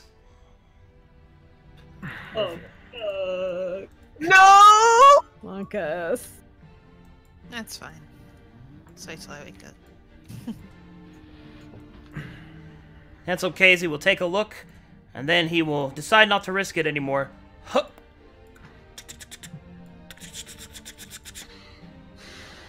He will then begin to thieves' cant. Very watchful, military, professional. Lots more underneath can hear through stone. Oh my God. Jesus Christ.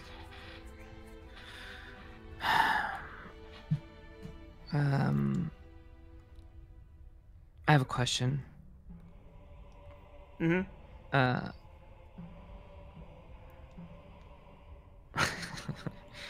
How does the saddle work again? The saddle, if you summon it, then the entity that you befriended will be summoned, and will throw you onto its back, and will move to get to your party members. The saddle is, however, in my back. I got handsome. I'm not worried about that. Pretty sure we have to be able to ride as well. It's not just. Well, most of ours can carry us. Yeah, most of ours can carry you guys, but you have to get to the saddle to activate it. It does require a command word, which, although Casey can sign, he cannot actually speak.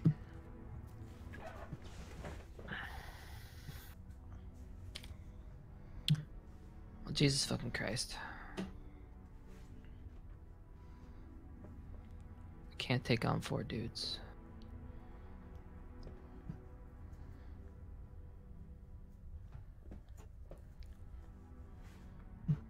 Okay. I'm still stealth, so I'm gonna move my way along here. Okay. What's in my burglar's pack? Rope, climbing kit, other things like that, I'm pretty sure. You also got some flint and tinder, and you probably have some rations and stuff. And thieves' tools. These tools. Backpack, a bag of 1,000 ball bearings, 10 feet of string, a bell, 5 candles, crowbar, hammer. Oh, there you Oh, go. we did have pittance. A hooded lantern, 2 flasks of oil, Uh-huh. 5 days ration, tinderbox, water skin, and rope. Wait, burglar's pack has pittance? Yes. Well, I'll be according damned. to the SRD. Nice. Uh, You have a Okay. bag of 1,000 ball bearings, too. For slipping it. and sliding.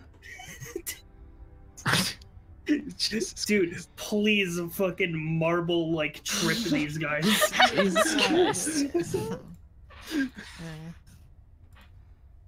I mean, in theory, uh, what if you shoot a okay. mushroom and it like shoots its spores up? Home Alone, these guys. I think it's just use their own shrooms against them. I have a couple options I can go with.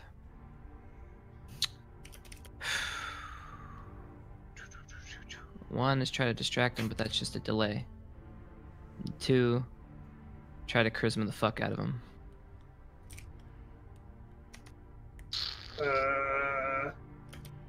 Or you could just let it happen. And I get it. Maybe you can try to get the spores to go off when they're in the radius. It's very hard not to. I know, I get it. This is get what Mr. GM's doing here. All right, we're gonna set some things up here. All right.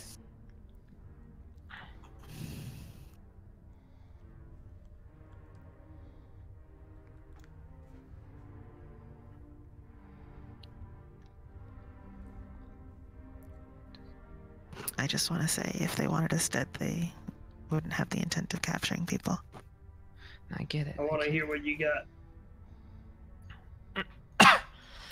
Kai's got a plan. it.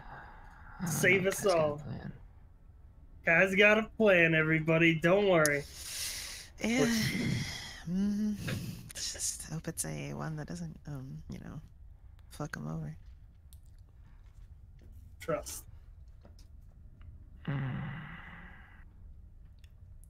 Handsome Casey gives you an encouraging thumbs up. Thanks, buddy.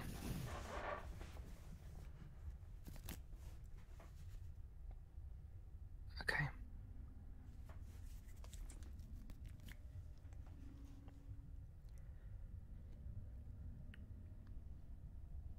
I don't know what to do. I don't know what to do, handsome. He will sign, "Get the hell out of here."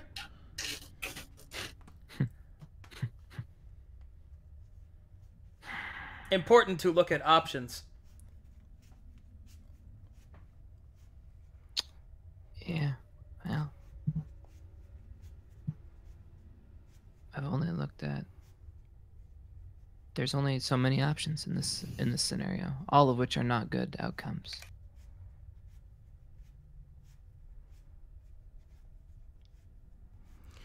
All right. The dwarves continue their setup. It looks like they will be finished soon.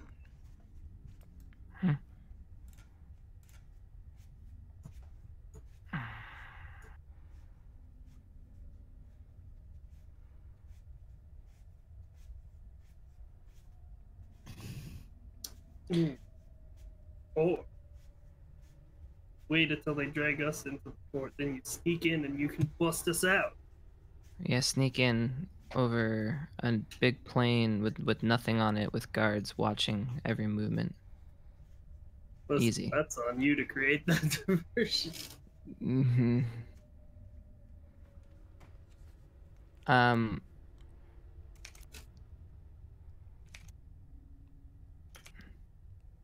Yeah, it's either sneak or speak. That's literally it. Those are my only options. So, you you have a move that you can stealth in combat, correct? Making you unseeable. If he rolls well. If I roll. He has to make that roll. Plus, if it's 1v4 and Yeah, there's we're no all way I can down, do they're going to spend their actions making perception checks to see him. Yeah, there's no way I can win the fight solo. It's not necessarily a fight. You said you wanted to talk. It's true.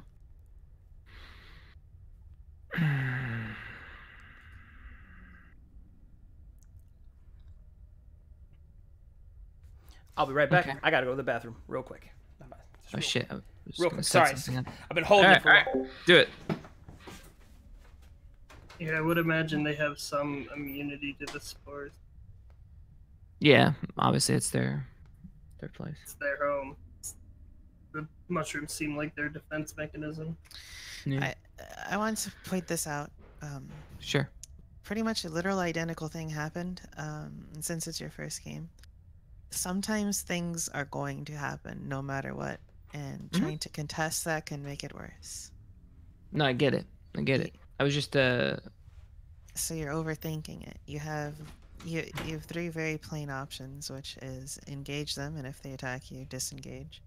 Just wait and sneak in. You're a rogue, or just let it be.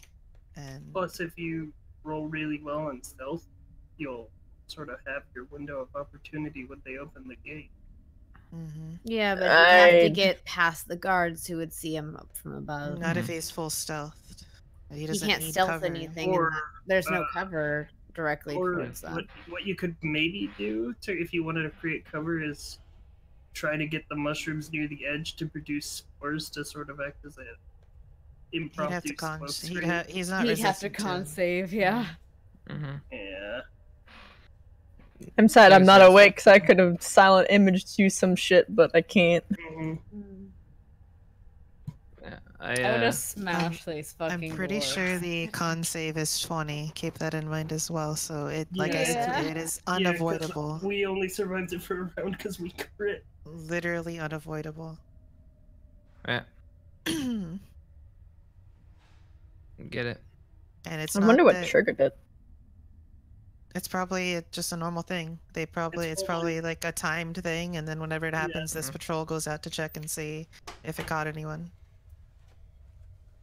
Yeah. That or they saw it and someone was like, precipitate that shit. I'm back. Sorry about that. Or they're shooting arrow or something. We didn't hit anything. It has to be timed. There was no trigger. We didn't touch any of them. Definitely We a didn't do defense anything. mechanism of the fort. Maybe. And they're not inherently evil, like potentially. This is just where they live. It's just people could see them as evil, and they do have intruders who intend to harm them, and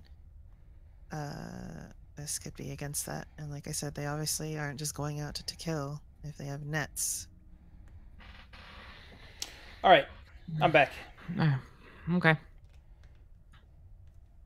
Well, then I'll do what I do. All right, so I give, So set this up. I have Hansup take some of the bells in my my pack and place them on different mushrooms. Okay. Let's do this.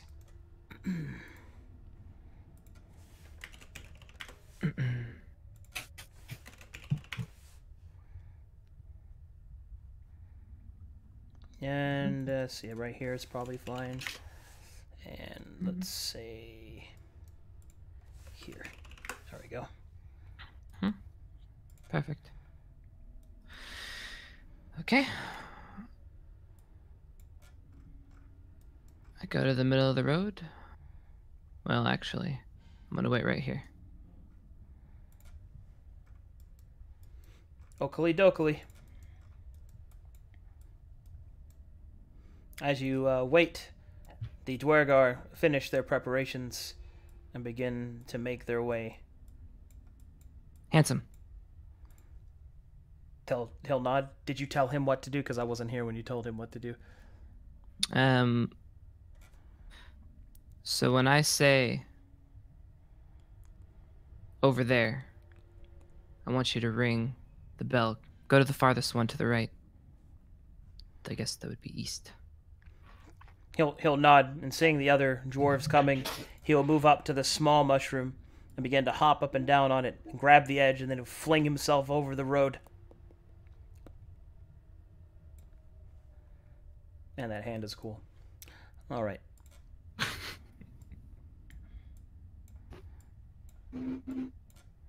All right, over there.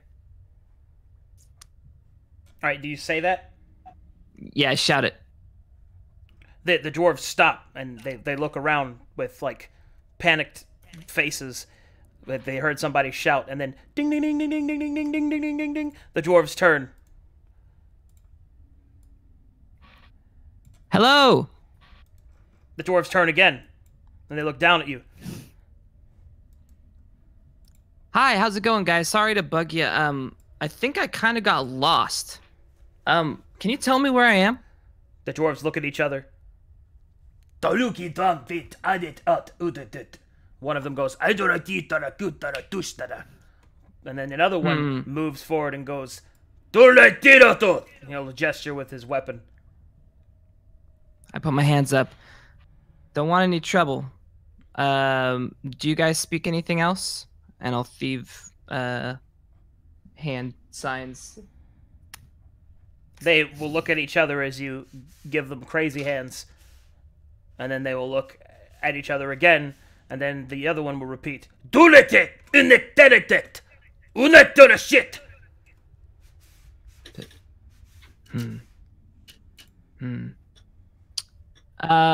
Listen, I can't really understand you, but I keep hearing interesting sounds from over there, and I point to the bell to my bottom right. Oh, shit.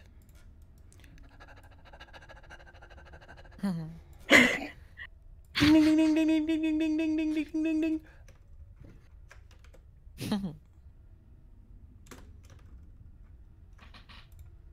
What was that? One of the dwarves will go, Nila I olekekt.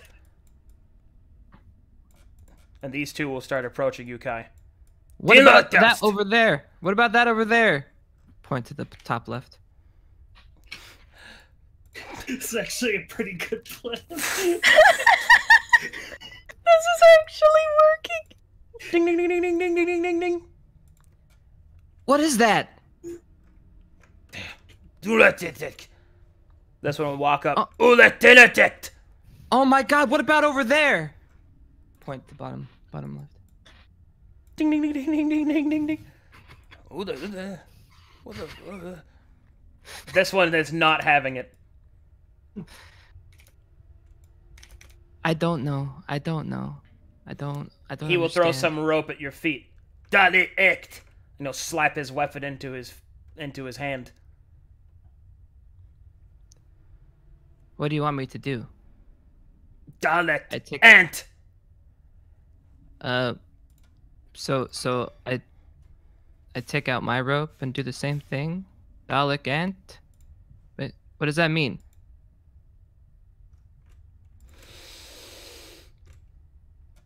Question mark?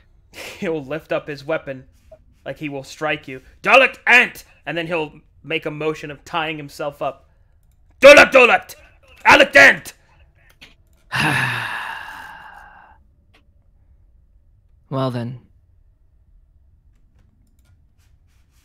I guess, my friend.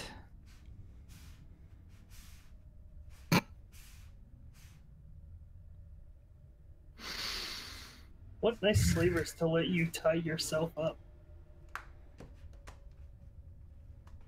Lazy. All right. I don't want any trouble. All right. Don't want any trouble.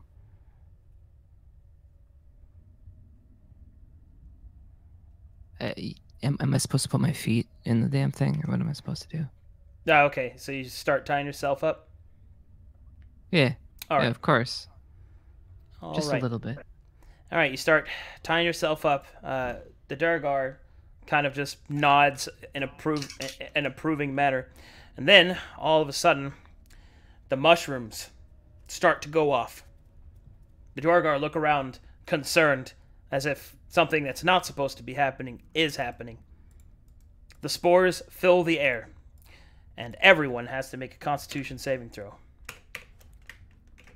right, let me roll for these guys. Does that include handsome? No, not Hanson. Doesn't have a mouth. Yay! He doesn't breathe. He's also undead. So, you know. Useful. He's got a lot going for him, honestly. Oh wait, hold on, I'm doing the wrong one. He's a handy guy. Saving throw. Constitution. All right. So as you begin to put on the ropes, trying to appease these gentlemen, these dwarves simply fall over as the spores suddenly spit out. You begin to close your eyes as you lean forward. The spores too powerful. Another of the Durgar will come running out of the forest, screaming in fear. The last things that you see are handsome Casey trying to slap you awake. And thus, your eyes close, and all turns to black.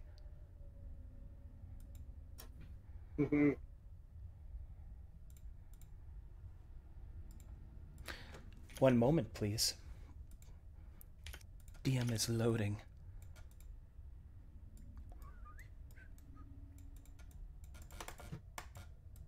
Can't believe we got the bad ending.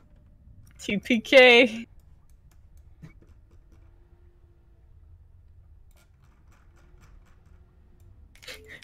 Which one of you has the highest Constitution score? We both have Yeah, Right. yeah, we have matching 19s. Yeah. Then you two are the first to open your eyes.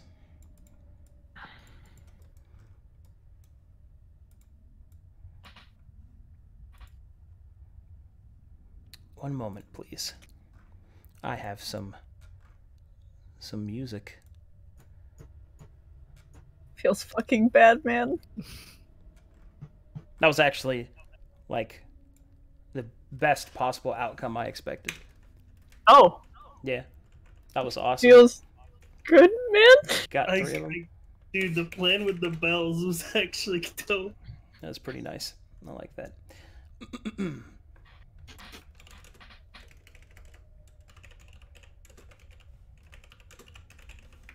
I get to use something I didn't get to use in a long time. Hell yeah, brother.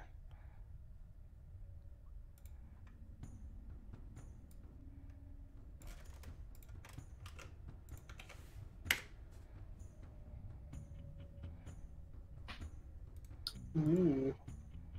I got some music for you guys.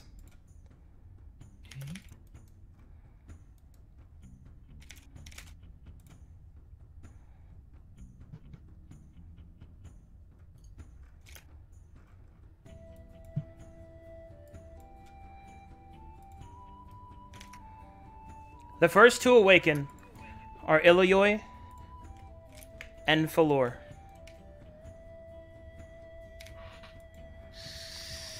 As you awaken, you hear nothing but the sound of a stone wiping against metal.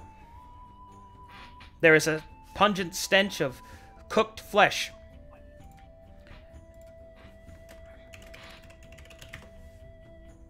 And you open your eyes and you see this.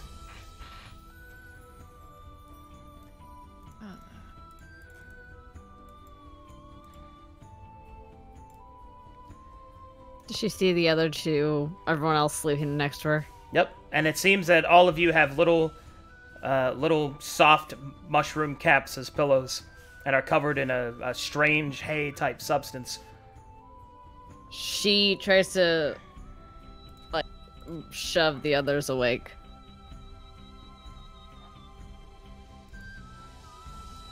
And Rowena's gonna simply step up to whoever this is.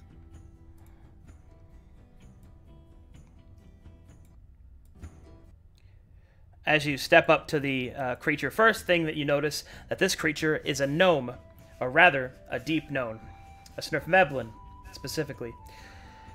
He is covered in intricate tattoos that cover not only his arms and legs, but face and nose, everything.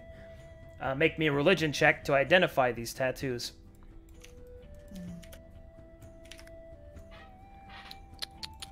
Let's see. I don't know anything.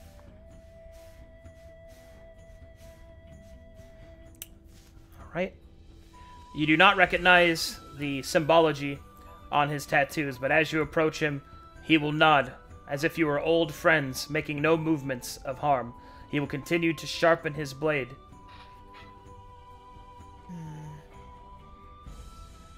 Do you speak common? Cat speaks.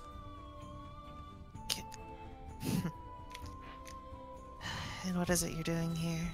Saving you. Yeah, those mushrooms, huh? Thanks, I Is suppose. that what knocked us out? Didn't Yeah. give tribute. Mushrooms take. Huh. Tribute, huh? Lord angry. Ah, we've angered another higher being, apparently. It okay. Cat take care of. Cad will offer you a flask. Drink. She'll do so. That's basically gnomish vodka. It is hard going down. Oh, I could get real into character. No, just kidding. Tempting. Seeing as how you're able to control your alcohol, Cad will nod with newfound respect. He'll pull out another flask. For Big Green. She'll take it. Here. Are her efforts of trying to wake up the others in vain? No, they slowly begin to all awaken, although it's as if from a heavy fog in their mind. Alright. She'll look at the flask and look to the guy and kind of nod. Take it. What did you do to help, or why are we here? Cad help. Not let those damn dwarves kill another. Not on Cad's watch. She nods and she'll take a drink. He'll, Did you kill? as he mentions the dwarves, his knuckles will tighten white over his weapon as his sharpening stops. He will begin to visibly vibrate with anger before controlling himself. Did you take them? Did you kill them? Cad wishes he could. Did not have time. Took friends before bad things happen. What bad things? Mushrooms eat. Dwarves take, make slaves. Or worse. Handsome Casey will move over to Kai as he is slowly being shaken awake. He will begin to weep somehow. He will lovingly stroke Kai's head. Cad will nod in solemn respect to the hand's loyalty.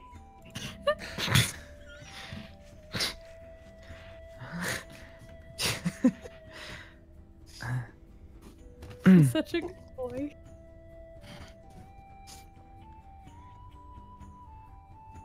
Are we slowly waking up? Is that what's happening? Yeah, everybody's awake now.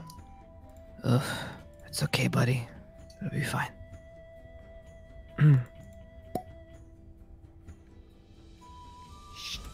Shh.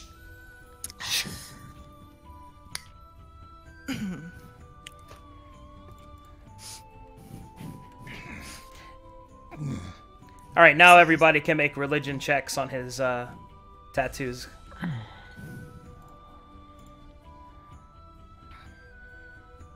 Rip. There we go. There you go. All right, you recognize that his symbols on his body represent that of a god of the Black Pantheon. Oh. He bears the markings of Lorita.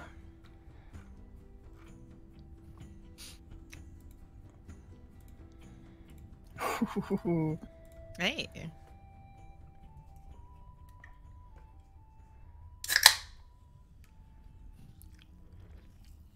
I, of course, relay this to the party. As you begin to tell them, Cad will nod.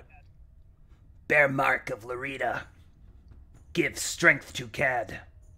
Until Cad gets vengeance. What did the dwarves do to you? Durgar He'll spit to the side. took Cad's family, sewed them away, killed his friends, left him to die. Burn his village from stone to stem. Cad hunt them now. Cad hunt one of them in particular. Cad hunt Warden. Cad was about to attack when you showed up. Cad could not see another die to them. You've been watching the entrance. Did you see them bring in a turtle? Tortle? Cad does not know this word. What big- tortle? A big round creature with a shell on its back. Shell on motions. back. Ah, yes. Troglodyte, fat, big shell on back. Was Yes. crying. Cad remembers. Cad saw him taken inside. That's who we're here to rescue. Cad, sorry to tell you. Unlikely. Still there. Slavers and outpost. Most likely sold. He's a bit of a special case, I'd say. Let's not waste much time. Well, You seem to have the same kind of goal we do. And while we do owe you, I would say we might need to ask a favor of you, if you're willing to work together. Cad will help. Cad was hoping you'd say so. Truth be told, Cad cannot take Fortress alone. But with others, Cad might be successful. Lorita will bless Cad in battle. Cad will help you. Cad will have his vengeance. Perfect. so you said you had a plan, Cad. First things first. How would we be able to please the god needed to get past those mushrooms? To please Lord of Shroom Forest, one must bring tribute. Cad has already provided tribute for himself, and has provided tribute for you as well. Ah. Huh. It was expensive, but Cad thought that you might join him. So I suppose the expense paid off then? Cad was going to strong-arm you. You think you could take me? Yes. But Cad not want to fight you. Cad only want to fight dirty dwarves. As do we. So, I suppose he was right with his question. What's your plan? Simple. Beseech Lord of Shrooms to make way passage. Oh, that would be much simpler. Lord of Shrooms. Difficult to please. Needs smooth of talk. Her eyes bright to touch. Cad not good with words. Shroom tried to punch him several times. I suppose we can deal with that then. We have some people who like to talk.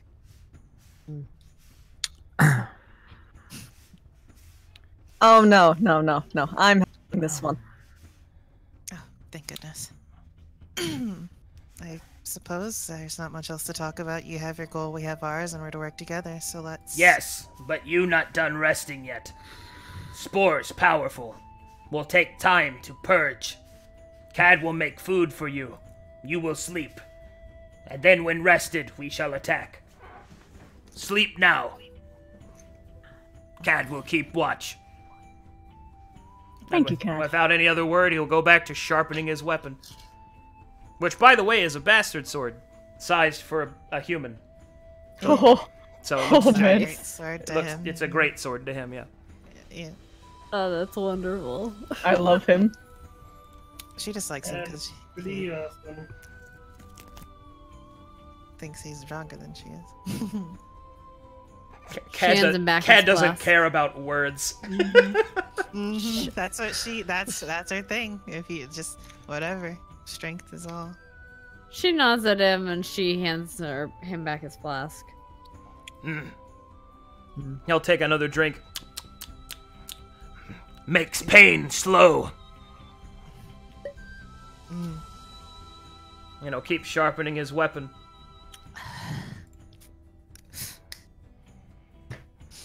So, does anybody want to talk to Cad, or does everybody want to go to bed? It's up to you guys. I would think it's best that we still do a bit of a rotation. At least one person with him. She I'd nods. also like to look through my things to make sure everything's there. Everything is there. Hooray! He's I good only when need he's- half the time to rest that you guys do. All right. I guess. Yeah. Go and watch. You have better eyes than these guys, anyway. I just want everyone to know that this song is one of my favorite songs from any of the Final Fantasies, and I made a Oh shit! I missed it. I made a town based off of that place in my world, and it's where the gnomes live. So that's why it's where the Snurf Neblin live. Sorry, it'll probably never come up in game, but I wanted to tell somebody, because most of the time I never get to reveal that stuff. That's funny. I love it, man. Anyway, Well, I'm told I'm talking too much, so I guess I'm just gonna fucking lay down then. handsome Casey senses your self-esteem dipping and will pat you on the back vigorously. He's Yeah. the perfect companion. I don't have I any love- right now, Casey. As you lay down, he will adjust your mushroom pillow and will pull up your hay blanket and will pat you on the chest.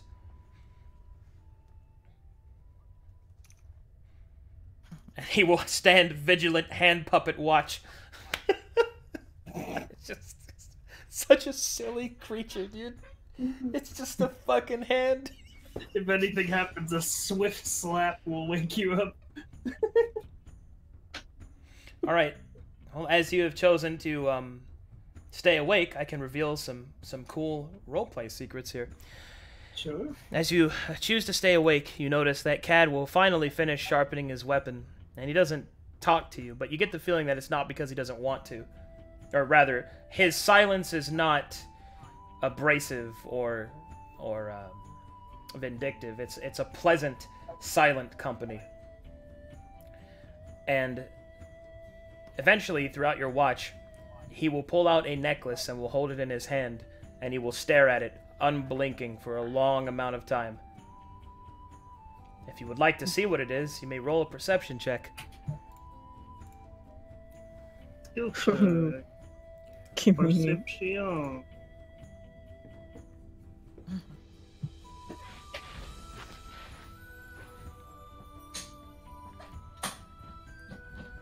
Alright. That perception check, it reveals that what he is holding is... Now, it's going to be difficult to describe this. I don't know what the actual process of creating these items are called, but you guys know what a dream catcher looks like, right? Yeah. Mm-hmm. Okay, I don't know what it's called when you make that. I know it's called something when you do something. It's like crochet, but it's not. But anyway, Yeah, people call It's it like weaving. threading. it's like Yeah. weaving, Threading, basically. Yeah. You guys know what I'm talking about. Well, there is that, except it is a portrait of two gnomes' faces that he is looking at.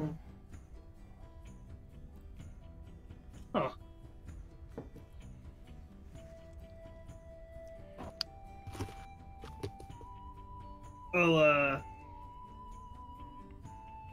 sort of go up and say, fine trinket you have. Cad will cover it with his fist. Fine trinket. Gives Cad only pain. And he will put it away. I'll just nod. Didn't mean to intrude.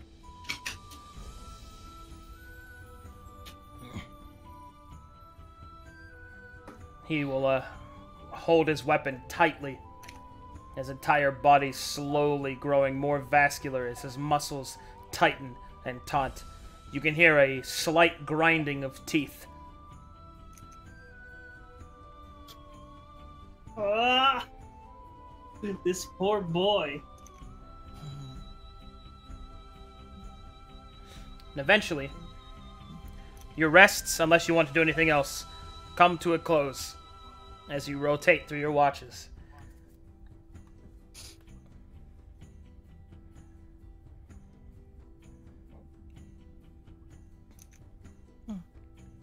All right, the party awakens.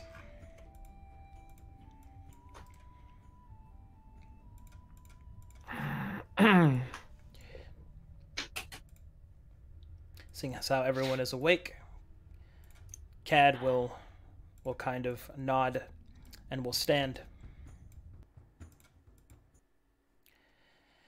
And as he stands, he will seem to stand with a newfound conviction and a certain eagerness that was missing before.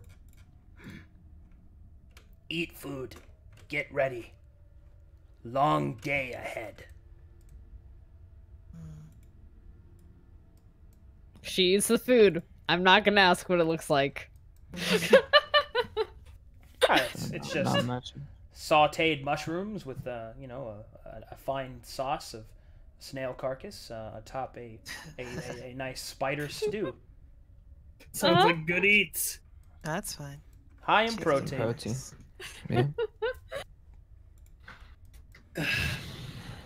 As you gather up, Cad will unsheath his weapon and hold it in front of him. Cad has joined the party! Hell yeah. Alright, so Cad is an ally and will assist and travel with you. Will travel with you on your journey until his reasoning is expended. So basically, he's with you until he's not. To give you an idea, Cad is a Snurfneblin zealot barbarian of Lorita. And he is ready to slam. Hey, that sounds good to me. Just kill things. I mean, his little subtitle is Barbarian of the Deep, which sounds badass already. All right. He is ready for slams. Okay.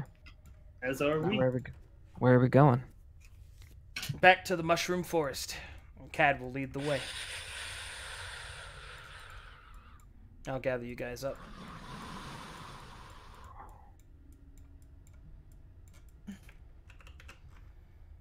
Hansel Casey will go back inside the pack.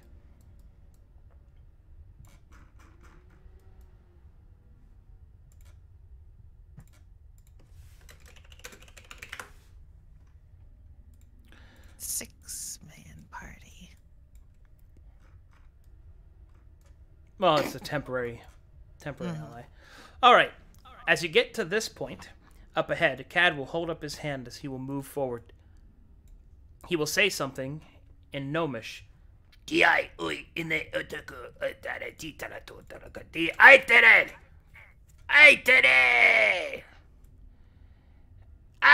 scoops! Aitere scoops! Aitere... Oh, Wola nipple pinchy. Bala dula kupol dula. Ho ho ho ho ho ho ho ho ho. Baita kotelo tutolo tut. Moloto. Do you see comment? You speak, yes? I speak the Sun-Eater tongue, yes. He will gesture towards the party. Speak! Okay. Oh, Essie.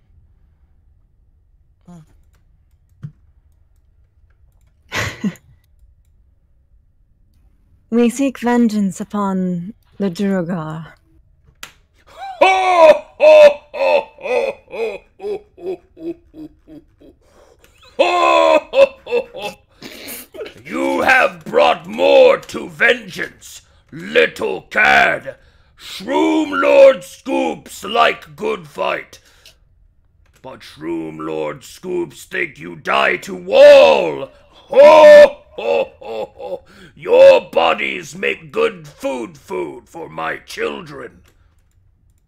But with your assistance, we could give you an entire kingdom's worth of corpses. Persuasion check.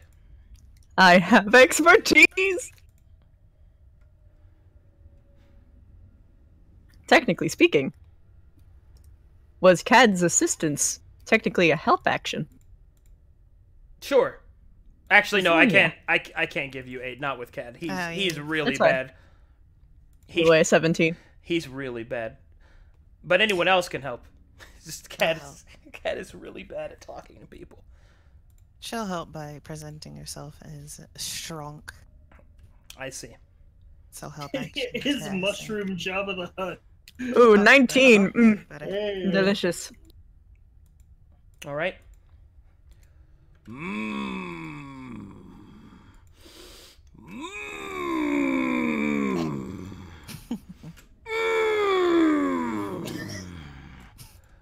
Moolah doolah, big corpse bloaty.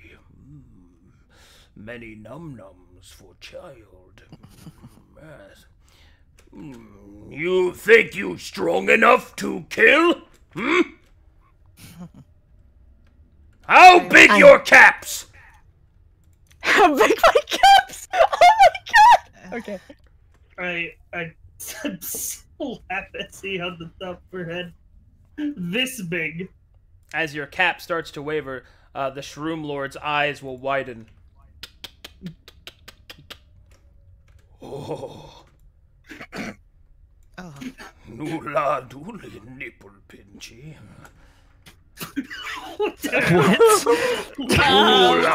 First time, I wiggle my... Not the small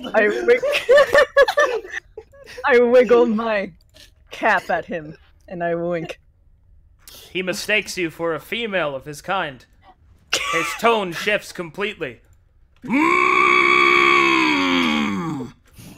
His spore growths will straighten. More little! Shroom Lord Scoops will not be tempted by Siren! Requires tribute. Shroom Lord will help.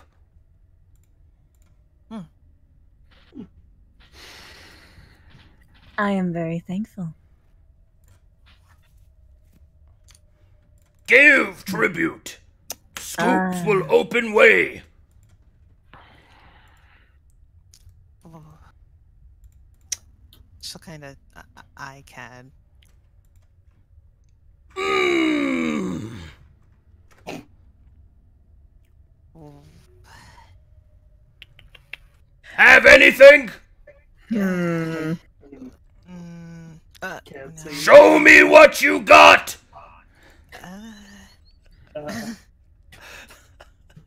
I Okay. I know that mushrooms don't necessarily just feed on corpses.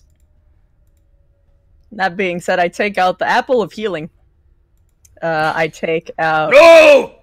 No! The evil fruit! It's The red demon! I put it away. He does not like the apple. don't you have Um, a coin or something you can give him. I don't know. I take out the coin. Old and rusty. Scoops not want. Scoops want something you want. Something we. Oh. Cad will walk up. He will reach into his pouch and will pull out his necklace. Oh. No!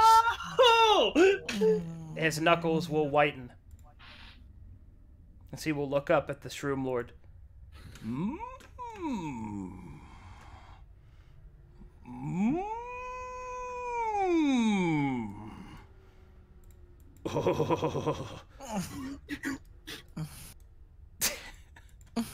It seems that the Shroom Lord is interested in that.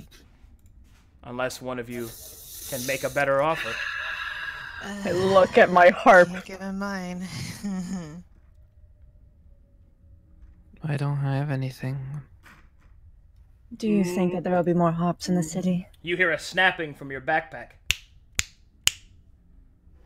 What? What? He'll gesture over here, somewhere. Handsome Casey will begin to half sign in Thieves' Cant. It's easy, boss. Give me to him. And then, when he sleeps, I'll just leave. Handsome. That I understand that you want to like sacrifice yourself, but I'm not gonna piss off some guy that we're about to essentially work with. That would just be a bad idea. I don't want to sacrifice self. We get something for nothing. We just steal it. Also, fuck that guy. Handsome. You've been with me for how long? My entire life. And what about me gives you the idea that that's something that I would do?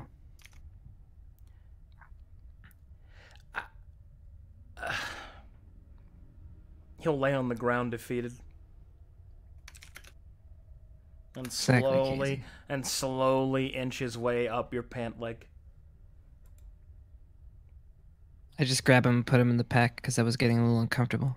Oh, okay. Fair enough. That's getting a little weird. When you do it slow, it's weird. I approach the Shroom Lord. I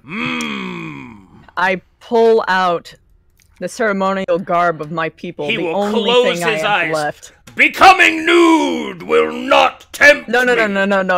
It's something I've packed. I'm not wearing it. He doesn't know the difference. Oh, I see. I look at him and I tilt my head as I offer the robe. He will slowly open one eye and look down. No.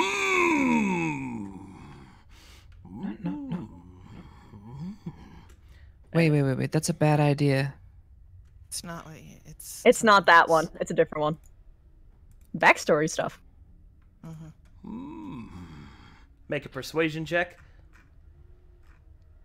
Basically have to convince him that you like that item more than Cad likes his necklace. Oh boy. It's on you, Essie. Show me what you... that's pretty good. Ooh. That's not Oh. bad. Scoops will accept tribute of strange undergarments, but not because Scoops attracted, but because of business. He will take the robe and he will put it in his mouth. Delicious sentiments. Scoops will open way to fortress. You will lay much death and stab to them. Make Scoop's children very fat.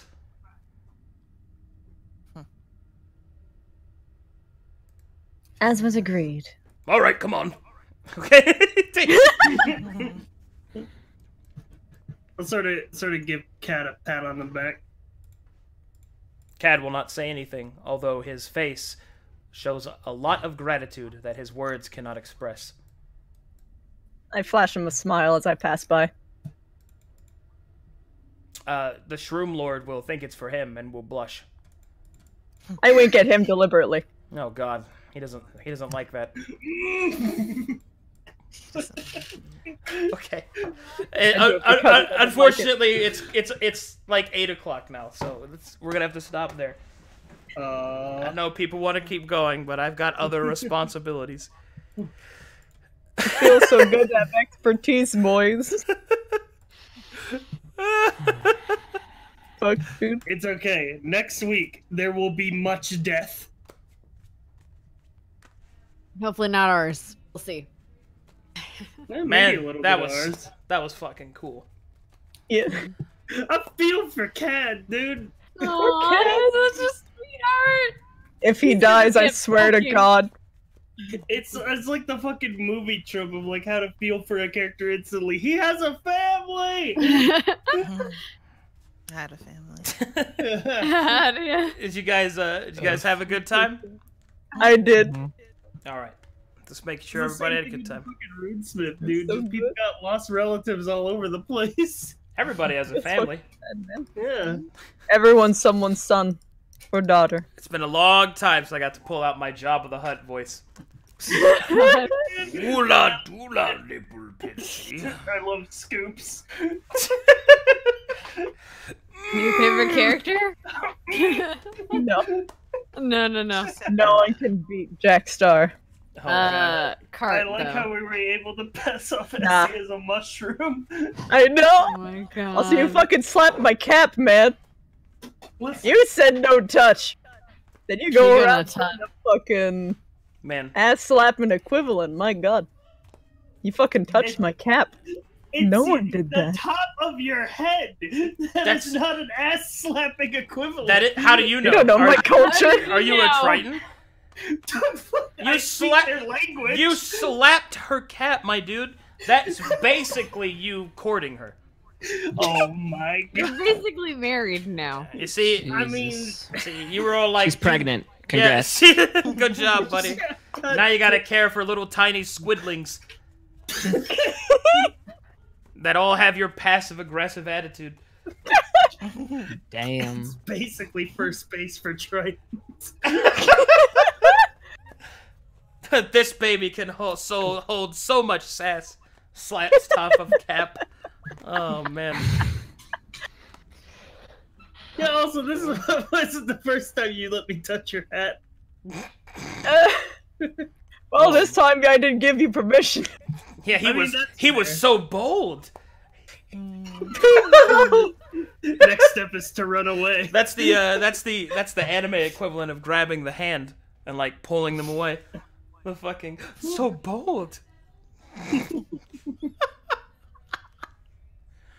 You want to see a little squidling say, "Do not touch me." Little blonde. No, in the accent too. Do not touch me. I will also teach them all 7 of my languages. Hell yeah. All right. They good all stuff. start talking in an entirely different language, insulting each other. Woo-wee. No, Alright. insults are only done in Goblin. That is how I relate to my kids. All right, shutting everything down. Thanks for watching, everybody. Alright, Thanks for. thank I you want very to. much, Arcadum. I want to thank Mimi, Silent, Stealth, Miss Universe, and Sci-Fi for showing up and playing. Was a great time. Hell yeah. It's okay. I wish there was more time in the day, my man. Or as a new character would say,